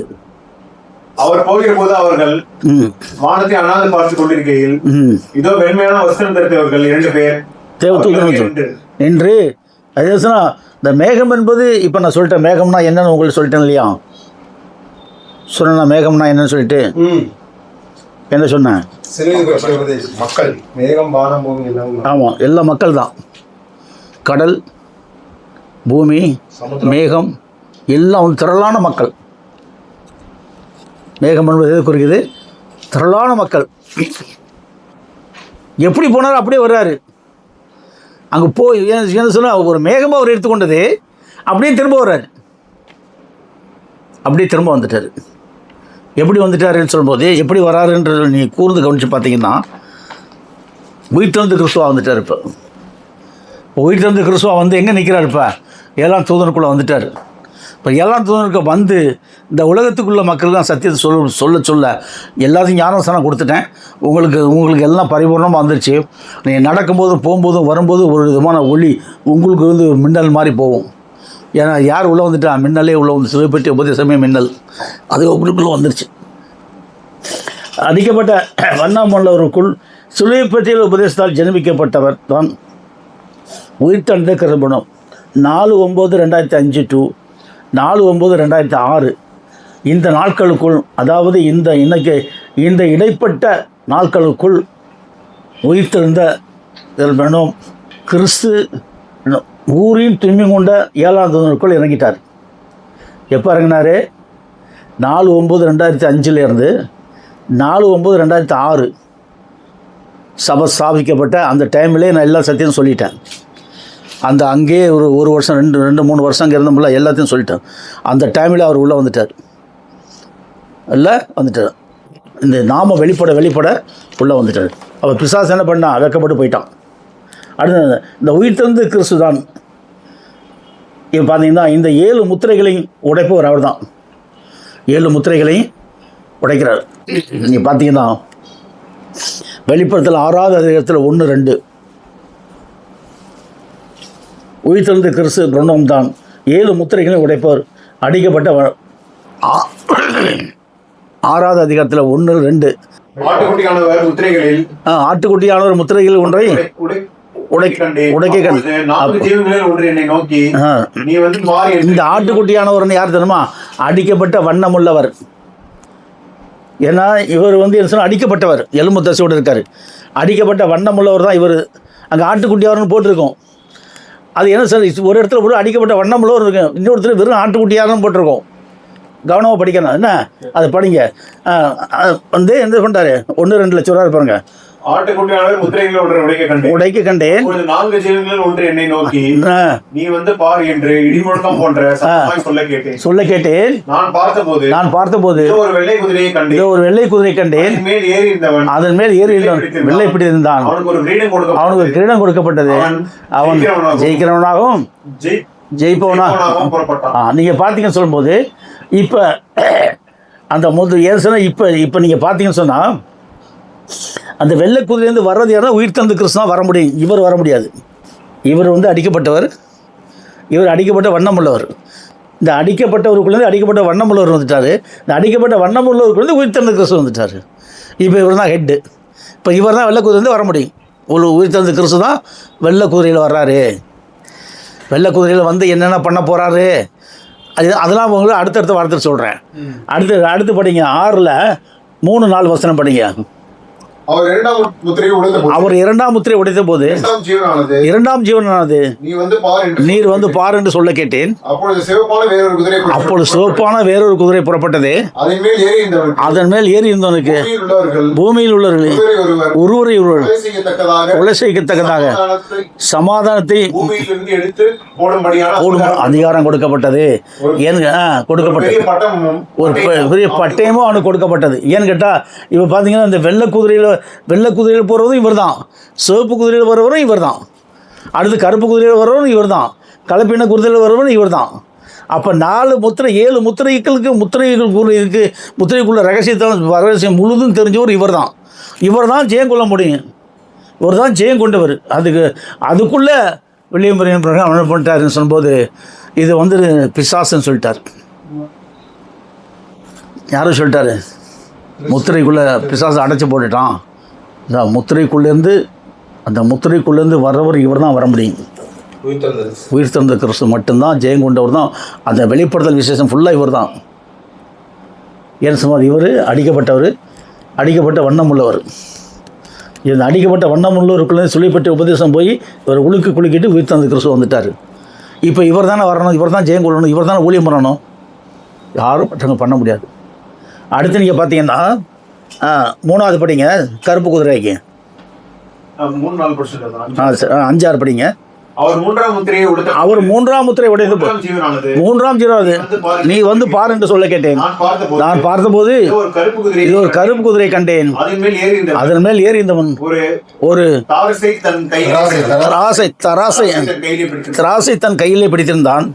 அப்பொழுது ஒரு பணத்துக்கு ஒரு படி கோதுமை என்றும் 3 படி கோதுமை என்றும் எண்ணெயும் திராட்சத்தை நீ சேதப்படுத்தாத என்றும் 4 ஜீவன் மத்தியில் நின்று ஏன்னு கேட்டால் நீங்கள் பார்த்தீங்கன்னு சொல்லும்போது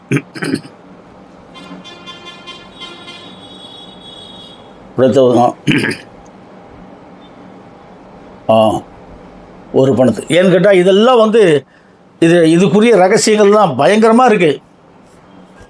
இதெல்லாம் உட்காந்து எடுத்து எழுதணும். ஃபுல்லாக நிறைய சொல்லிட்டாரு.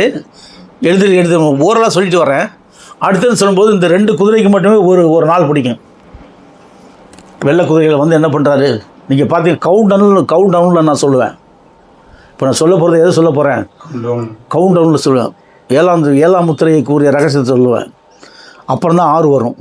இப்போ கவுண்ட் டவுனில் வரணும். ஏன்னா 7ஆம் தூதன் வந்துட்டு பிற்பாடு எனக்கு பிற்பாடு யார் வருவா, அப்போ நான் தான் 7ஆம் தூதன். யார் எனக்கு பின்னாடி யார் வரணும்? 6ஆம் தூதன் வரணும், 5ஆம் தூதன் வரணும், பிறந்தோம். ஆனால் அந்த 7 தூதர்களுடைய மொத்த சத்தியத்தையும் இப்போ நான் உங்களுக்கு சொல்லிட்டேன். 7 தூதர்களுடைய மொத்த சத்தியத்தையும் நான் சொல்லிட்டேன். ஏன்னா நான் தான் 7ஆம் தூதன். இப்போ 7ஆம் தூதன் முதல்ல வர்றான். அப்போ 7ஆம் தூதன் முதல்ல வந்து எல்லா சத்தியத்தையும் ஓப்பன் பண்ணிடுவான். எனக்கு பின்னாடி வர்றவங்கள இந்த சத்தியத்தை கேட்டு போல. ஏன்னா அவங்க எங்கேருந்து வர்றாங்கன்னா மகிமை இருந்த மணவாட்டி சபைக்குள்ளேருந்து வந்துடுவாங்க. எங்கேருந்து வர்றாங்க? மகிமை இருந்த மணவாட்டி சபைக்குள்ளேருந்து வருவாங்க. இந்த சத்தியத்தை கேட்டு வரக்கூடிய ஒரு ஆணுக்கு பெண்ணுக்கு, இந்த சத்தியத்தை கேட்டு ஒரு ஆணும் பெண்ணும் கேட்டு உண்மை உத்தவமாக இருந்தாங்களா, அவங்களுக்கு நான் கல்யாணம் பண்ணி வச்சுட்டு அவங்க மூலியமாக பிறக்குது வாங்க பிள்ளைகள். புரியுதுங்களா? ஏன்னா இது வித்து உங்களுக்குள்ளே வந்துருச்சு, கர்த்தருடைய வித்து. உங்களுக்கும் அது இந்த சத்தியத்தை கேட்டு ஞானஸ்தானம் பெற்றுக்கொண்ட அவங்க மூலியமாக கல்யாணம் பண்ணி வைக்க, இவங்களுக்கு அப்படியே சந்தையாக வரும்போது கர்த்தர் எழுப்புவார். 6ஆம் தூதனை எழுப்பிடுவார். அப்போ நான் 7ஆம் தூதன்.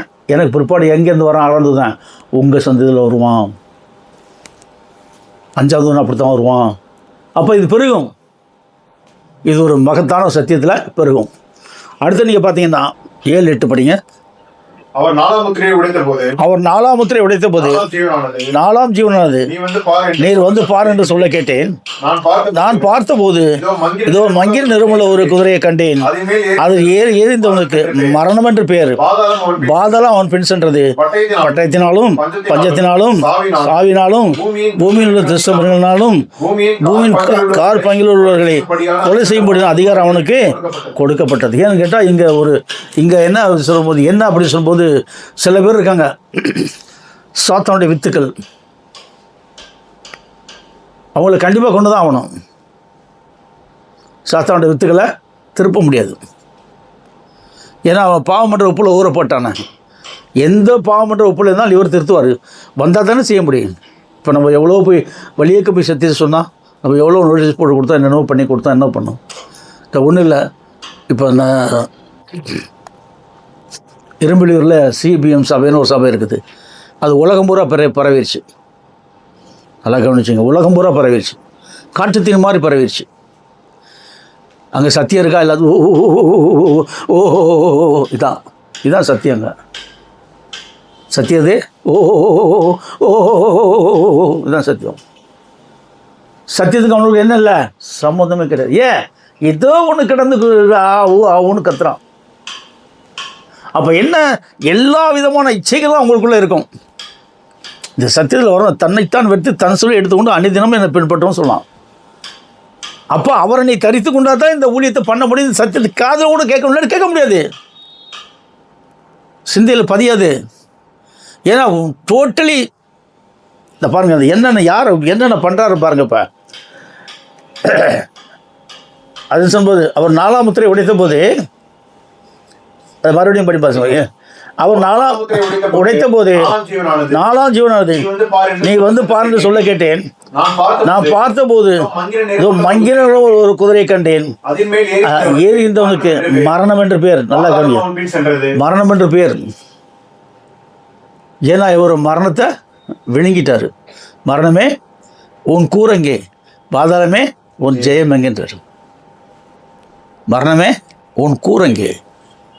அடுத்து நீங்கள் பார்த்தீங்கன்னா இந்த சொல்லப்பட்ட பிரகாரம் பார்க்கும்போது 3வது சொல்லப்பட்ட உபதேசம், கிறிஸ்துவனோ மரணத்தை ஜெயமாக விழுங்கி, மரணமே உன் கூரங்கே, பாதாளமே உன் ஜெயம் என்கின்ற. அவர் மரணத்தை ஜெயமாக விழுங்கிட்டார். இப்போ மரணம் அவர் என்ன பண்ண முடியாது, மரணிக்க செய்ய முடியாது. நல்லா கவனிங்க, மரணம் கிறிஸ்துவை மரணிக்க செய்ய முடியாது. மரணத்தையே முழுங்கிட்டாருன்னா அவர் மரணிக்க செய்ய முடியுமா? முடியாது. அப்போ பாதாளம் பின்னே சென்றதுன்னு சொன்னால் அதில் இருக்கக்கூடிய செய்தியினுடைய கொடூரமான தன்மை, இந்த ஏற்றுக்கொள்ளாத மக்களுக்கு ஒரு கொடூரமான தன்மை. எரிய கந்தக்கடலில் போங்கன்றாரு. என்னை விட்டும் என் தூரை விட்டு எரிய கந்தக்கடலில் போகணுன்னு சொன்னால் எல்லோரும் எரிய கந்தக்கடலில் போட்டு அழிச்சு விட்றாரு. அந்த மாதிரியான ஒரு சப்ஜெக்ட் அங்கே வரும்போது எவ்வளோ கொடூரம் இருக்குமா. நான் பார்த்தபோது இதோ மங்கிய நிறமுள்ள ஒரு குதிரையை கண்டேன். அது மாதிரி ஏறி இருந்தவனுக்கு என்ன பேர்? மரணம். பாதாளம் அவன் பின்னே சென்றது. அது எது சொன்னால் பட்டயத்தினாலும் பஞ்சத்தினாலும் சாவினாலும் பூமியில் மிருகங்களினாலும் பூமியில் கால் பெருங்குகளை கொலை செய்யும் அதிகாரம். அப்போ என்ன சொல்லும்போது இங்கே பார்த்தீங்கன்னா இங்கே ஃபைட்டிங் நடக்கும். ஃபைட்டிங் நடக்கும். நிச்சயமான முறையில் கிறிஸ்து என்ன பண்ணுவார்? யுத்தம் பண்ணுவார்.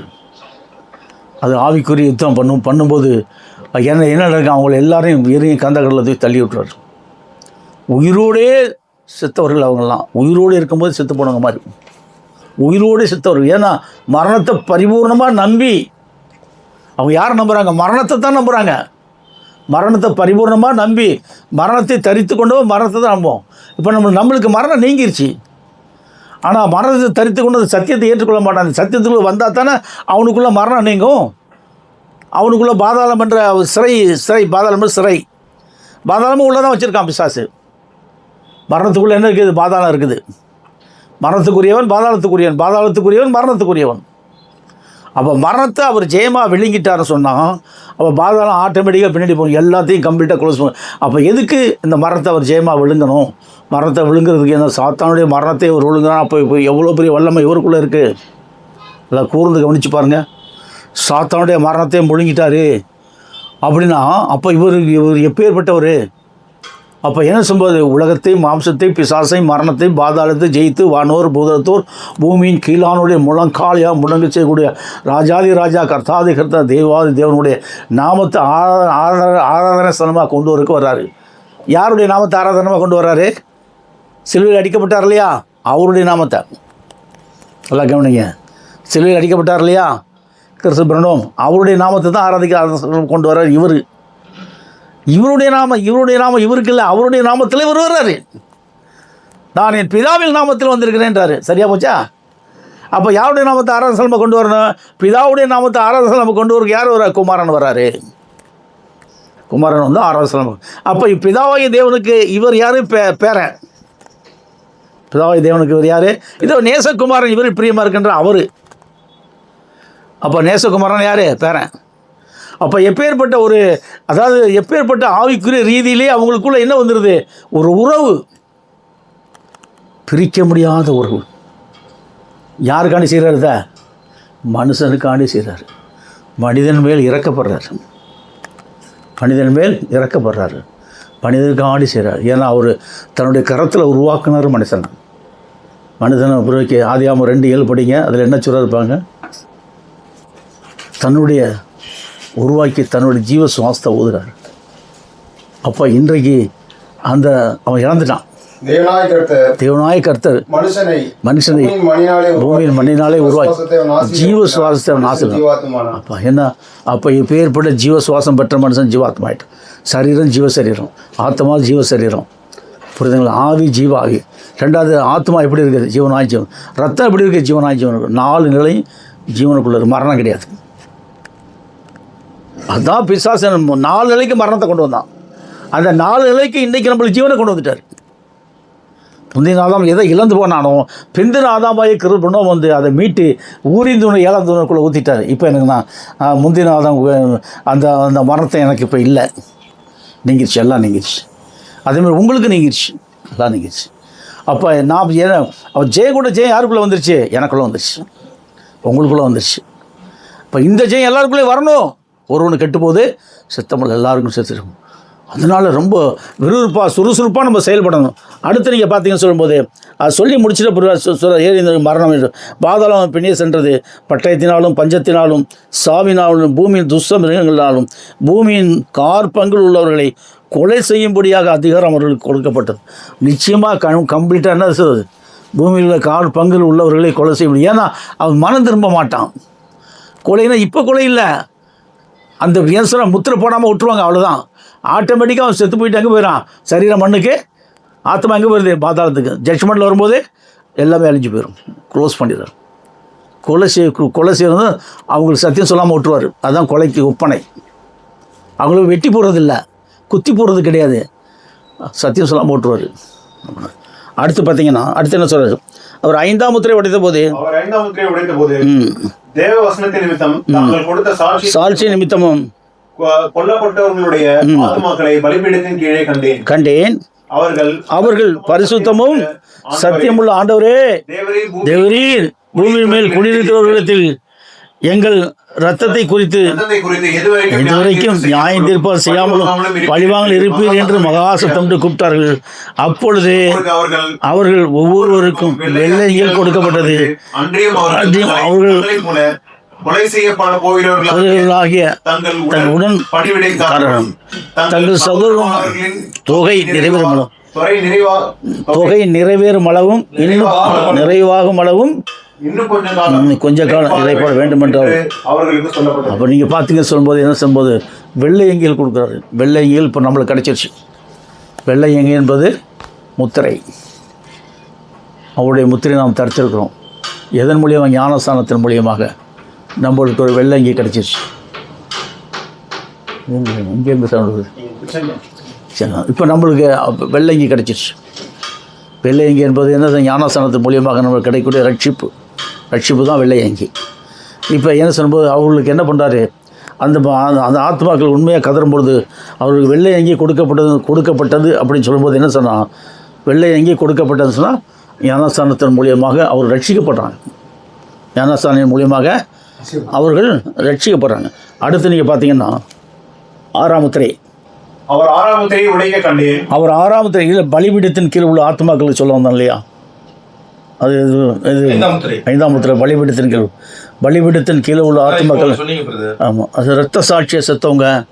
2வது சொல்லும்போது தங்கள் ஜீவபலியை ஒப்பு கொடுத்தாங்க. ஊழியத்துக்காண்டி வந்தவங்க, புரியுதுங்களா? எல்லாத்தையும் உடல் பொருளாக அத்தனை விருத்தவங்க, புரியுதுங்களா? எதுவுமே வேண்டாம் சொல்லிட்டு என்ன சொல்லும்போது சில பேர் சந்தர்ப்ப சூழ்நிலையில் கல்யாணம் பண்ணாதபடி எல்லாத்தையும் வெறுத்துட்டு இருந்தால் சிபிஎம்மில் போய் உட்காந்துருக்கானு பாருங்கள். ஒன்றுமே இல்லை, சோத்துக்கும் இல்லை, ஒன்றுக்கும் வழி இல்லை. அங்கே போனால் சோறாச்சும் கிடைக்கும் போய் உட்காந்துருங்க. அங்கே போனால் என்ன கிடைக்கும்? சோறு, திங்கிறதுக்கு இடம், தங்குறதுக்கு, தூங்குறதுக்கு எல்லா வசதியும் அங்கே கொடுத்துறான். யார் வந்தாலும் வரலாம். இது கர்த்தருடைய வீடு, எல்லாருக்கும் சொந்தமாக இருக்குது. நீங்கள் வாங்க, ஆளுக்கு ஒரு வேலையை செய்வோம். நம்ம ஓட்டத்தை ஓடி செத்துட்டு பாதாளத்துக்கு போகிறோம், பரலோகத்துக்கு போகிறோம், அப்புறம் பார்த்துக்கலாம். எல்லாம் ஒற்றுமையாக இருக்காங்கங்க. ஆனால் அந்த ஒற்றுமை இங்கே இல்லை. இந்த லைன் வேறு, அந்த லைன் வேறு. இந்த லைன் வேறு, அந்த லைன்.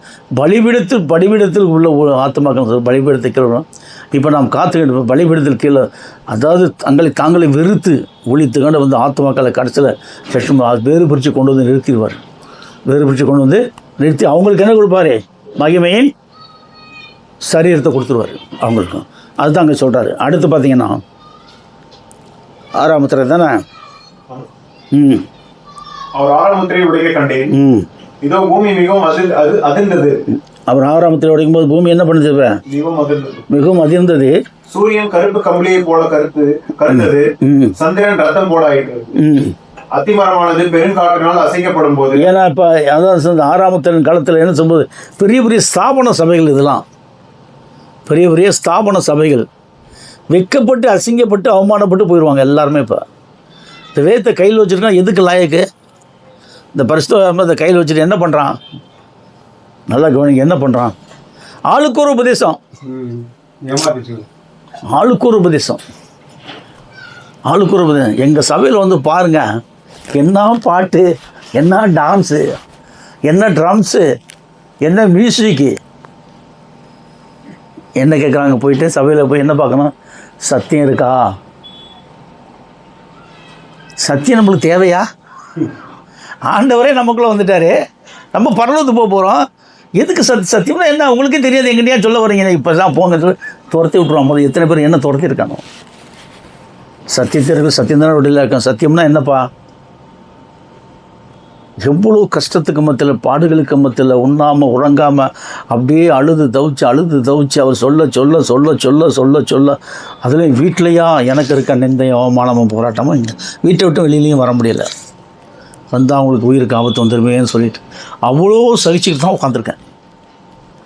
அப்படி இருந்துமே கர்த்தர் என்ன பண்ணுறாரு? இவ்வளோ போட்டி பொறாமைக்குள்ளே அவர் பாட்டு மைண்டில் பேசி மைண்டை ரிலாக்ஸ் பண்ணிடுறாரு. மைண்டை என்ன பண்ணுறாரு? ரிலாக்ஸ் பண்ணி விட்டுறாரு. அவ்வளோ கஷ்டத்துங்களுக்கு மத்தியில், போட்டிகளுக்கு மத்தியில், பொறாமைகளுக்கு மத்தியில். ஏன் சொன்னால் உன் வீட்டாரே உனக்கு சத்துரு. என்னோடய பிள்ளைகள் எப்படி இருக்காங்க? எனக்கு சத்துருவாக தான் இருக்காங்க. ஏன்? எனக்கிட்ட நான் பைபிள் வச்சு எழுதுகிற பொழுது அவனுக்கு பிடிக்கலை. அவங்களுக்கு என்ன பண்ணல? பிடிக்கலை.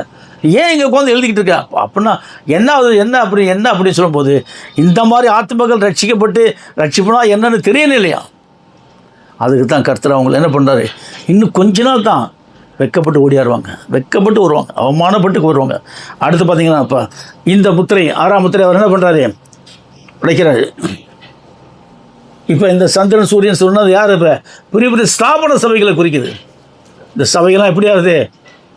அடுத்து நீங்கள் கருப்பு கம்பளி போல போயிடுமா.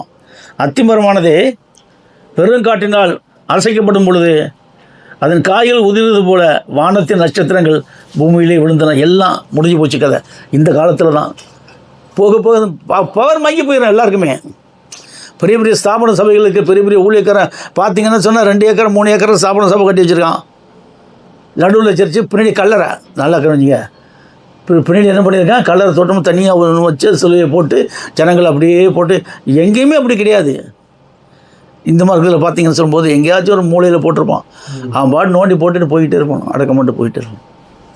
ஆனால் இங்கே மட்டும் அப்படி கிடையாது. அது கல்லறை விலைக்கு வாங்கிறாங்க.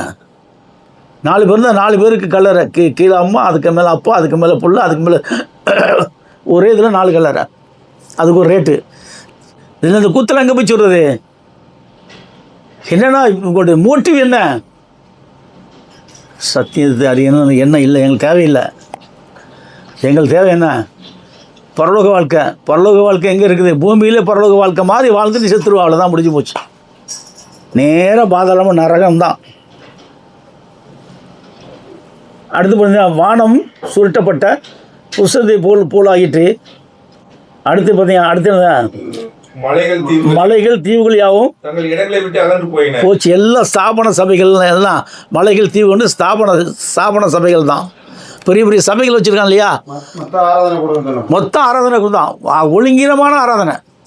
உலகம் பூரா church of Christ, word of Christ, உலகம் பூரா 3000 சர்ச்சு, 4000 சர்ச்சு, 7000 சர்ச்சு, 8000 சர்ச்சு இருக்கும் வேர்ல்டு ஃபுல்லாக ஒரு ஸ்தாபனத்துக்கு.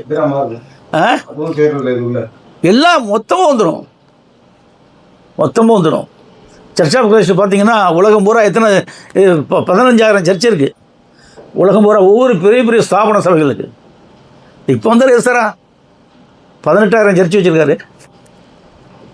அவர் போய் சேர்ந்துட்டார். எத்தனாயிரம் சர்ச்சு? 18,000 சர்ச்சு. அவர் அங்கே தானே இருக்கார். இம்மாண்ணா 18,000 சர்ச்சு வச்சுருக்காரு. இது தான் சொல்கிறாரு, அதுதான் இது.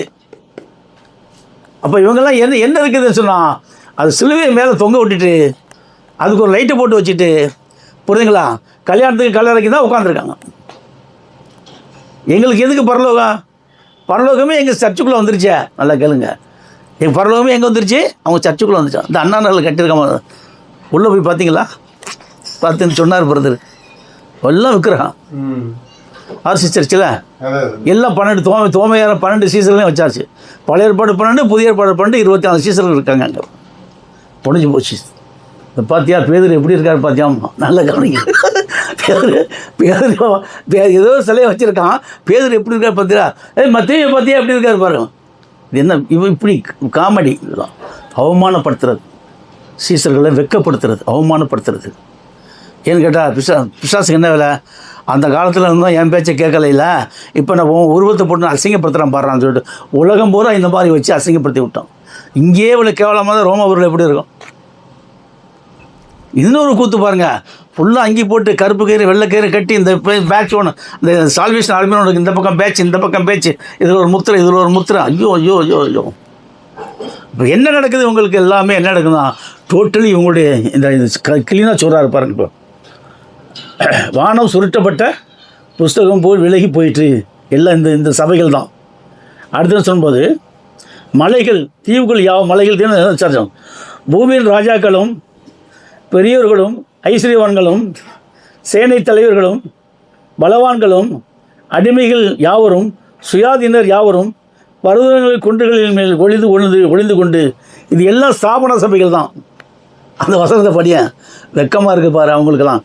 பூமியின் ராஜாக்கள் யாரு? பூமியின் ராஜாக்கள்லாம் யாரு? ராஜாக்கள் யாரு? பிஷப்பு. பூமியின் ராஜாக்கள் யாரு? பிஷப்பு.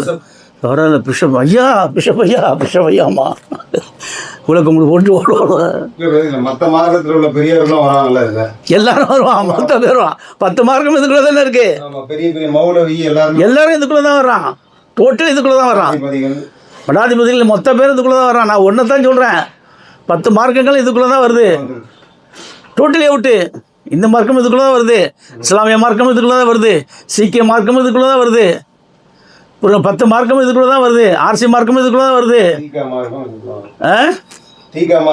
ஆமாம், பகுத்தறிவு மார்க்கம் இதுக்குள்ளே தான் வருது. ஏன்னா அவனும் பெரிய பெரிய பெரிய ஸ்தாபன சபைகள் மாதிரி ஆரம்பிச்சிட்டானே. அங்கே ஒரு கருப்பு, இங்கிட்டு ஒரு கருப்பு, இங்கே ஒரு கருப்பு, புரியுதுங்களா? எல்லாம் கருப்பு ட்ரெஸ் போட்டுட்டு அவன் வேஷம் கட்டுறான். இன்னொருத்தன் வந்து காவியை போட்டுட்டு வேஷம் கட்டுறான். ஒருத்தர் கருப்பு வேஷம் கட்டுறான். அப்போ இவங்களுக்கு என்ன சொல்ல முடியும்? தீர்ப்பு என்ன? ஒரே தீர்ப்பு தான், வேதம் தான் தீர்ப்பு சொல்லிடுச்சு, எல்லாம் சொல்லிடுச்சு. இவங்க தான் டோட்டல் மொத்தமாக 10 மார்க்கமும் காலி. அதில் ஏன்னா நான் ஒரு மார்க்கத்தை பற்றி தான் சொல்லிட்டு வரேன். இப்போ ஒரு மார்க்கத்தை சொல்லும்போது இது 9 மார்க்கம் அதுக்குள்ளே வந்துடுது. அடுத்து நீங்கள் பார்த்தீங்கன்னா பூமியின் ராஜாக்கள் என்பதும் சொல்லணும். பூமியின் ராஜாக்கள் ஒன்றும் இல்லை, காஞ்சி பெரியவர் இருக்கார் இல்லையா, அவர் யார்? பெரியோர் இல்லைப்பா, பூமியின் ராஜாப்பா அவர். அவர் தான் பூமியின் ராஜா, புரியுதுங்களா? காஞ்சி பெரியவர் யார்? அவர் தான் பூமியின் ராஜா. அவர் பார்க்குற சாதகமாக பார்த்துட முடியுமா? முடியாது. பார்த்துட முடியுமா சாதகம் போயிட்டு? முடியாது. சிஎம் கூட போய் பார்த்துடலாம், சிஎம்மையும் பார்க்க முடியாது. இந்த பக்கம் அரசியல் வச்சாலும் அதுவும் அதே இருக்குது, அதுக்கு தான். மோடியை பார்த்துட முடியுமா? மோடியை பார்த்துட முடியாது. ஆனால் ஒன்று பண்ணலாம், கர்த்தர் பலனை கொடுத்தாருன்னா அப்படியே ஜெபமணி மேலே தூக்கி கொண்டாந்து நம்ம இடத்துல நிப்பாட்டிக்கலாம். அவரை மறுபடியும் ஜெபமணி திருப்பி அனுப்பிச்சிடலாம் அவருக்கு, போயிட்டு வாப்பாட்டு. அப்படியே நம்மளை தான் அவர் வந்து பார்க்கணும், அவரை போய் நம்ம பார்க்கணும்னு அவசியம் இல்லை. அடுத்து நீங்கள் பார்த்தீங்கன்னா, அடுத்து பூமியின் ராஜாக்களும் பெரியோர்களும் ஐஸ்வர்யவான்களும் சேனை தலைவர்களும் பலவான்களும் அடிமைகள் யாவரும் சுயாதீனரும். இந்த அடிமைகள் சுயாதீனர் யார் சொல்கிறது தெரியுமா? ரொம்ப அந்த சபையில் போய் வேலை செய்கிறாங்கல்ல, கொத்தடிமை மாதிரி. இந்த மார்க்கங்களுக்கு வேலை செய்கிறவங்க, கல்லறை தோட்டத்துக்கு 2 பேர் இருப்பாங்க. சர்ச்சை கூட்டுறதுக்கு போக்குவரத்து 2 பேர் இருப்பாங்க. அவங்களுக்கு சர்ச்சை பாதுகாக்கிற 2 பேர் இருப்பான். வாட்ச்மேன் 4 பேர் இருப்பான். சம்பளம் கொடுக்குறாங்கல்ல. அப்போ இவங்கெல்லாம் அவங்கள சேர்ந்துருப்பாங்க. அப்புறம் அங்கேருந்து வந்தவங்க ஓடுவான், கிட்டுக்கிட்டுன்னு ஓடி போய் காசு தரப்பான். ஐயா வாங்க உட்காரம்மா. யாரை? ஐயரப்பு. அவர் அங்கேயே போட்டுட்டு கருப்பை கையில் கட்டிட்டு வருவார். அங்கே டொங்கு. என்ன இதெல்லாம் பகல் வேஷம். இதெல்லாம் என்ன வேஷம்? பகல் வேஷம். ஏன்னா அதாவது ஒரு 15 மற்ற 15ல் 24வது தெய்வம் ஒன்று சொல்கிறேன், 23. அதில் எவ்வளோ தெளிவாக சொல்கிறார் பார்த்தீங்களா? ஒருவனை உங்கள் மார்க்கத்தால் இருக்கும்படிக்கு பூமியெங்கும் பூமியும் சமுத்திரத்தையும் சுற்றி திரிகள். அவன் உங்கள் மார்க்கத்தை ஆன போதும் வேதபாரகரே பரிசேரே உங்களுக்கு ஐயோ, ஒருவனை உங்கள் மார்க்கத்தனாக்கும்படி சமுத்திரத்தையும் பூமியை சுற்றி திரிகள். அவன் உங்கள் மார்க்கத்தை ஆன போதோ உங்களே ரெட்டிப்பான். இப்படித்தான் இவங்க தான் யாரா இருக்கா? இவங்க யாருன்னு சொன்னா இவங்க தான் அடிமைகள், சுயாதீனர்கள். இந்த அடிமைகளும் சுயாதீனர்களும் இவங்க 2 பேரும் அவங்க தான். அப்போ என்ன சொல்லும்போது எப்படியோ சொல்லி கிளி அவனுடைய அந்த வேலை செய்கிறவங்க, சர்ச்சை கூட்டுறவங்க, பெருக்கிறவங்க, அந்த மாதிரி அவங்க ஆலயத்தில் வேலை செஞ்சு நிற்கிறவங்க எல்லாம் இவங்க தான். ஏன் அவங்க பின்னாடியே போவாங்க. அவங்கெல்லாம் அவங்கள பாதுகாக்கிற பாதுகாவலர்கள் வேறு, அவங்களுக்கு மெய்காப்பாளர்கள் வேறு. இதெல்லாமே இன்னொரு கூத்து பண்ணுவானோ, சிஎஸ்எல்லாம் ஃபுல்லும் ஏற்றிடுவாங்க நிறைய பேர். இதில் இன்னொரு கூத்து, வெளிநாட்டிலாம் சிகரெட்டு பிடிப்பான் ஐயர்லாம். அதெல்லாம் நீங்கள் பார்த்தது இல்லையா? வெளிநாட்டு ஐயர்லாம் சிகரெட்டு பிடிப்பான், தண்ணி அடிப்பான், எல்லாம் செய்வான். எங்களுக்கு அலவுடு, அவங்களுக்கு என்ன இருக்குதா? அலவுடு. அப்போ இவனுக்கு எல்லாம் பரிசு வரும். யார் அவனை அலோவ் பண்ணது? அவனுக்கு அவனே ராஜா, அவனுக்கு அவனே மந்திரி. அது எவ்வளோ பெரிய தேவனுடைய வார்த்தையை அசட்டை பண்ணக்கூடியது, எவ்வளோ பெரிய அசட்டை பண்ணி அவமானப்படுத்துகிறாங்க. ஒருத்தர் நான் சர்ச்சில் உட்காந்து பைபிள் படிச்சிருந்தா ஒரு வெளிநாட்டுக்காரன் வந்தவனை என்கிட்ட கேட்டால் நான் தமிழில் சொன்னால் இங்கிலீஷில் ட்ரான்ஸ்ஃபர் பண்ண சொன்னால் அவன் ட்ரான்ஸ்ஃபர் பண்ண போனால் அவன் கொஞ்சம் நேரம் பெஜாராகிட்டான். என் பக்கத்துலேயே உட்காந்துட்டான். டெல்மின்றான். இவன் என்ன சொல்ல மாட்டேன்றான். இவன் பேம்பொழி முழிக்கிறான். அவன் என்கிட்ட சொல்கிறான், இல்லை ஒரு கூட்டு வந்து காட்டிட்டு கூட்டு சங்கம் எல்லாம் இருக்கிறான். ஐயோ அவர் என்கிட்ட சத்தியம் கேட்க ஆசை போகிறா, நீ கூட்டி போகிற. இல்லை என்ன பேசுவாங்க, நான் கூட்டி போயான்னு சொல்லிட்டேன். நீ எழுந்திரிச்சு போக சொன்னா அவன் வந்து போயிட்டான். உட்காந்து தான் ஏதாவது கொஞ்சம் நம்மளுக்கு கொஞ்சம் ஹெல்ப் பண்ணான்னு பார்த்தா கடைசியில் வேண்டாம் போப்பான்னு சொல்லி கட் பண்ணேன். எதுக்குன்னு சொன்னான். எதுக்குன்னு சொன்னால் உண்மையான சத்தியத்தை கேட்குறதுக்கே காது உள்ளவன் தான் கேட்க முடிய மாட்டான், கேட்க முடியாது. அப்படியே ஒருத்தன் காதல் உள்ளவனா வர்றான், அவன் காது செவிடாகிட்டான் கூட நின்றவன். இந்த மாதிரி தான் இதுதான் ஒருத்தன் கெடுக்கிறது. அடுத்து பார்த்தீங்க சொன்னால் சுயாதீனர்களும் பர்வதங்களிலும் குகைகளிலும் கண்மலைகளிலும் ஒளிந்து கொண்டு எல்லாம் அவங்க சபை தான். என்ன சபை? எல்லாம் கள்ள சபைகள். ஒளிந்து கொண்டு பர்வதங்களையும் கண்மலைகளையும் நோக்கி நீங்கள் எங்கள் மேல் விழுந்து சிங்காசனத்தின் மேல் வீற்றிருக்கிற முகத்திற்கும் ஆட்டுக்குட்டியாருடைய கோபத்திற்கும் எங்களை மறைத்துக் கொள்ளுங்கள். ஏன்னு கேட்டால் இந்த ஆட்டுக்குட்டியான கோபம், இவன் ஆட்டுக்குட்டியும் பார்க்கல, கோபத்தையும் பார்க்கலையா? இவனுக்கு இந்த ஸ்தாபன சபைகளுக்கு ஆட்டுக்குட்டி எங்கே இருக்குன்னு தெரியாத, அப்போ இவன் என்ன பண்ணுவானோ? அப்போ அங்கே போட்டிருக்கு, ஆனால் இவனுகளை பற்றி தான் சொல்லுது அங்கே எல்லாமே. இப்போ இவனுக்கு அந்த சத்தியத்துக்கு என்ன இல்லை, சம்பந்தமே கிடையாது. எங்களை மறைச்சிங்க, எங்களை காப்பாற்றுங்க, கடைசி நேரத்தில் வந்து நின்னா கூட ஒன்றும் கிடையாது. அக்கிரம செய்யக்காரரே என்னை விட்டு அகண்டு போகல, உங்களுக்காண்டு உங்கள் பிசாசுகள் ஆயத்தப்பட்ட அந்த எரியும் கந்த கடலில் போங்கன்னு சொல்லிடுறாரு. ஒரு வார்த்தை சொல்லிட்டாருன்னா தேவதூர்லாம் கொண்டு போய் தள்ளி விட்ருவான். எல்லாரையும் போகாமல் இருந்தால் கூட மொத்தமாக கும்பலாக கொண்டு எரியும் கந்த கடலில் போட்டுருவான். ஒரு செகண்ட் ஒரு இமைப்பொழுது எரிஞ்சு போடுவாங்க எல்லோரும். ஆத்மாவை காலி பண்ணிடுறாரு, மரணாத்மா காலி பண்ணிடுறாரு. ஏன்? மொத்த பிசாசு கூட தான் அழிச்சிடாரு. மொத்த பிசாசு கூட எங்கே இருக்குது? இப்போ தேவனுக்கு விரோதமான முறையில் வந்து நிற்கிது, எல்லா பிசாசும் நிற்கிது. அந்த மொத்த பிசாசுகளும் யாருக்குள்ளே இருக்குது? மனுஷனுக்குள்ளே தான் இருக்குது. தள்ளப்பட்ட நிர்வாண தேவர்களாய் பிசாசுகள் யாருக்குள்ளே இருக்குது? மனுஷனுக்குள்ளே இருக்குது. மனுஷனுக்குள்ளே இருந்து மொத்த உலகத்தை என்ன பண்ணுது? எல்லா மக்களையும் உண்மையான ரட்சிப்பு இப்போ வருது. சாயங்கால வெளிச்சத்தில் எல்லாம் சொல்ல முடியுமா? இந்த சத்தியத்தை கேட்டு வந்தாங்கன்னா ரட்சிப்படுவான், இல்லாட்டியும் இல்லை. அடுத்த வசனம் நீங்கள் பார்த்தீங்கன்னா, அவருடைய கோபாக்கினியின் நாள் மகா நாள் வந்துவிட்டது, யார் கூடும் என்றார். ஏன்னா இப்போ ஸ்டார்டிங் ஆச்சு. அதாவது இந்த சத்தியம் வெளிப்பட ஆட்டோமேட்டிக்காக தேவனுடைய கோபம் வெளியில் போகும். தேவனுடைய கோபம் வெளியில் போயிடும், ஆட்டோமேட்டிக்காக போகும். சத்தியம் வெளிப்பட ஆட்டோமேட்டிக்காக. இந்த சத்தியத்தை கேட்டு ஓடோடி வரணும். வந்தானா தப்பிச்சான், இல்லாட்டினா என்ன ஆகும்? மந்த மதி படைத்தவர்களே உங்களுக்கு ஐயோன்ற மாதிரி போயிடுவான். அதுதான் ரொம்ப தெளிவாக சொல்லிட்டாரு.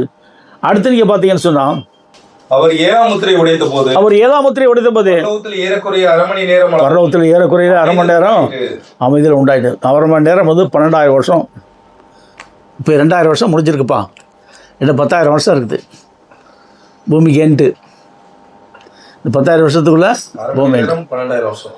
ஆமாம், அரை மணி நேரம் என்பது 12,000 வருஷம். அதுக்கு ஒரு கணக்கு இருக்குது, இந்த கணக்கு அப்புறமா தர்றேன். அரை மணி நேரம் வந்து 12,000 வருஷம். இந்த 12,000 வருஷத்தில் எத்தனை வருஷம் முடிஞ்சிருக்குது? இன்னும் 10,000 வருஷம் இருக்குது. இந்த 10,000 வருஷத்துக்குள்ள பூமி எண்டு. எப்படி எண்டாகும்? பூமி எண்டாகும் சொல்லும்போது இந்த அணுகுண்டு போட்டுலாம் ஒன்றும் அழிக்க முடியாது. வார்த்தையின்படி தான் அழிஞ்சு போடுவாங்க எல்லாம். இந்த வார்த்தை தான் அவங்களை கொண்டு வரும். இந்த வார்த்தை தான். ஏன்னு கேட்டால் என்ன அப்படின்னு சொல்லும்போது, பெரிய கண்டுபிடிச்சவங்களாம் உயிரோடு செத்துட்டான். அவன் எத்தனை நாளைக்கு உயிரோடு இருப்பான்? மிஞ்சி போனால் ஒரு 70 வருஷம் இருப்பானா, 80 வருஷம் இருப்பானா? அவன் கதை அதோட முடிஞ்சிடும். அப்படியே நீங்கள் பார்த்திங்க சொன்னால் பெரிய அரசியல் தலைவர்கள், விஞ்ஞானிகள் எல்லோரும் செத்துட்டாங்கன்னா புதைக்கக்கூடிய இடம் தனித்தனியாக வச்சுருக்கான். அதில் போய் பார்த்தீங்கன்னா எல்லாம் கலரையில் போட்டு எல்லாம் அப்படியே போட்டு அமைக்கிறாங்க. அவ்வளோதான் முடிஞ்சு போச்சு.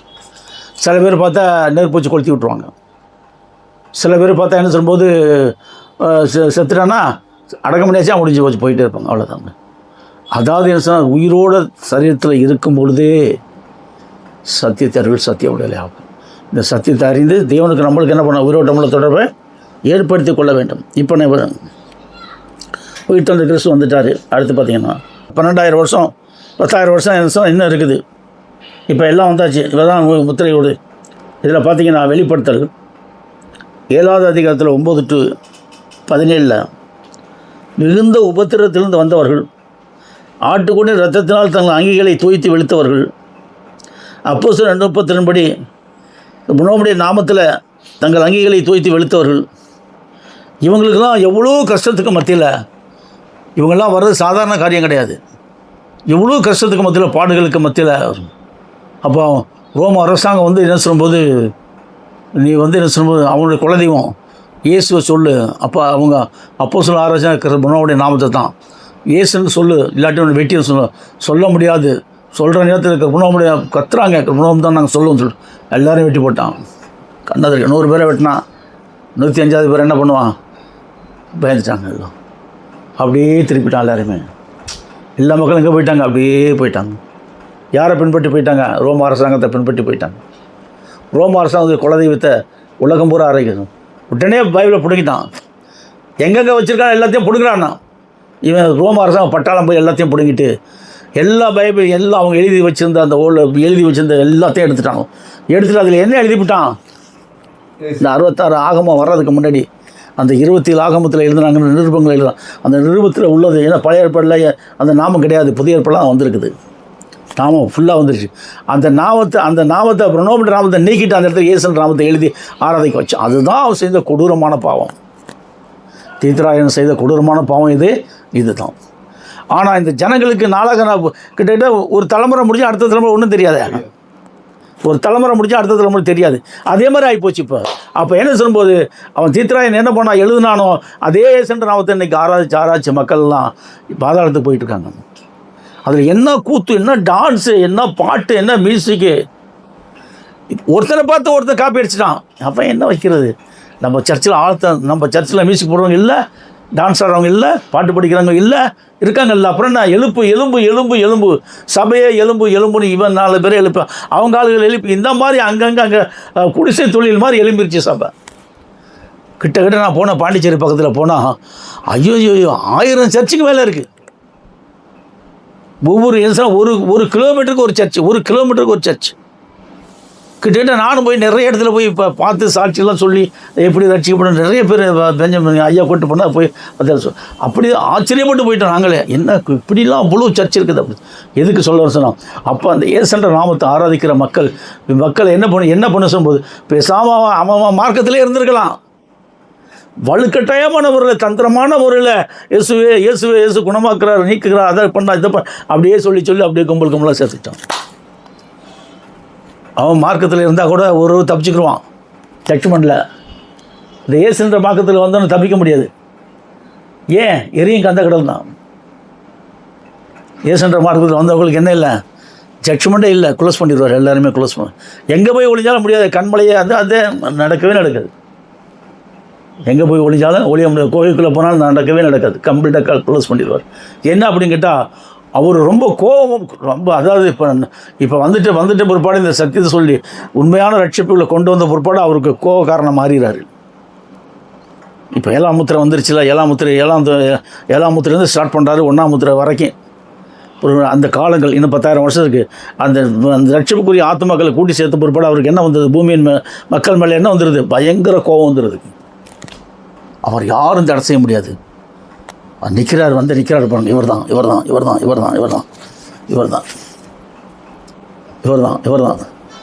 இவர் வந்துட்டார். இப்போ இவர் தான் உயிர் தெழுந்த கிறிஸ்து. எல்லாத்தையும் பண்ணிவிட்டு எல்லாத்தையும் க்ளோஸ் பண்ணிவிட்டு. ஆனால் இவர் யாருடைய நாமத்தை ஆராதிக்க வந்திருக்காரு? அவருடைய பிதாவுடைய நாமத்தை ஆராதிக்க வந்திருக்காரு. நீங்கள் நல்லா கவனித்து பார்த்தீங்கன்னு சொன்னால் அவருடைய பிதாவுடைய நாமத்தை ஆராதிக்க வந்திருக்காரு. இவர் எலும்போடு தசையோடு இருக்கார் இல்லையா? இவருடைய நாமத்தை தான் ஆராதிக்க வந்திருக்கார். இவருடைய நாமம் தான் ஆராதனை ஸ்தலம். இந்த நாமத்தை ஆராதனை தான் இவர் கொண்டு வந்தார். ஆனால் இவரை விட்டுருங்க. இவருக்குள்ளேருந்து இவர் வந்துட்டார். இவருக்குள்ளேருந்து இவரும் இல்லை, இப்போ இவரும் இல்லை, இவர் இருக்கார். இப்போ இவர் யாருடைய நாமத்தை ஆராதிக்கனா? இவருடைய நாமத்தை. பிராணம் அடிக்கப்பட்டவர் இருக்கார் இல்லையா? அவருடைய நாமத்தை அடிக்கப்பட்ட வண்ணம் உள்ளவருக்குள்ளேருந்து வந்தவர் தான் இவர். Word of Christ. Word of Christ அடிக்கப்பட்ட வண்ணம் உள்ளவரும் வேட் ஆஃப் கிரைஸ்ட் சேர்ந்து தான் இந்த நாமத்தை ஆராதிக்க நாமத்தை ஆராதிக்கிறாங்க. அடிக்கப்பட்டவருடைய நாமத்தை ஆராதிக்கிறாங்க. அவர் தான் எலும்பு தசையோடு அடிக்கப்பட்ட. இவர் தான் உலகத்தை மாம்சத்தை பிசாசை மரணத்தை பாதாளத்தை ஜெயித்து வானோர் பூதலத்தோர் பூமியின் கீழானுடைய முழங்கால் முழங்க செய்தது சிலுவையில் இவர் தான். இவருடைய நாமத்தை தான் ஆராதிக்கணும். இவருடைய நாமத்தை தான் ஆராதிக்க அவர் வர்றாரு. ஆராதிக்க வச்சுட்டாரு. இப்போ நம்ம மூலியமாக வந்துருச்சு. செய்தி முடிஞ்சு போச்சு. கேட்ட பிரகாரம் கர்த்தர் உங்களை ஆசீர்வதிப்பாராக.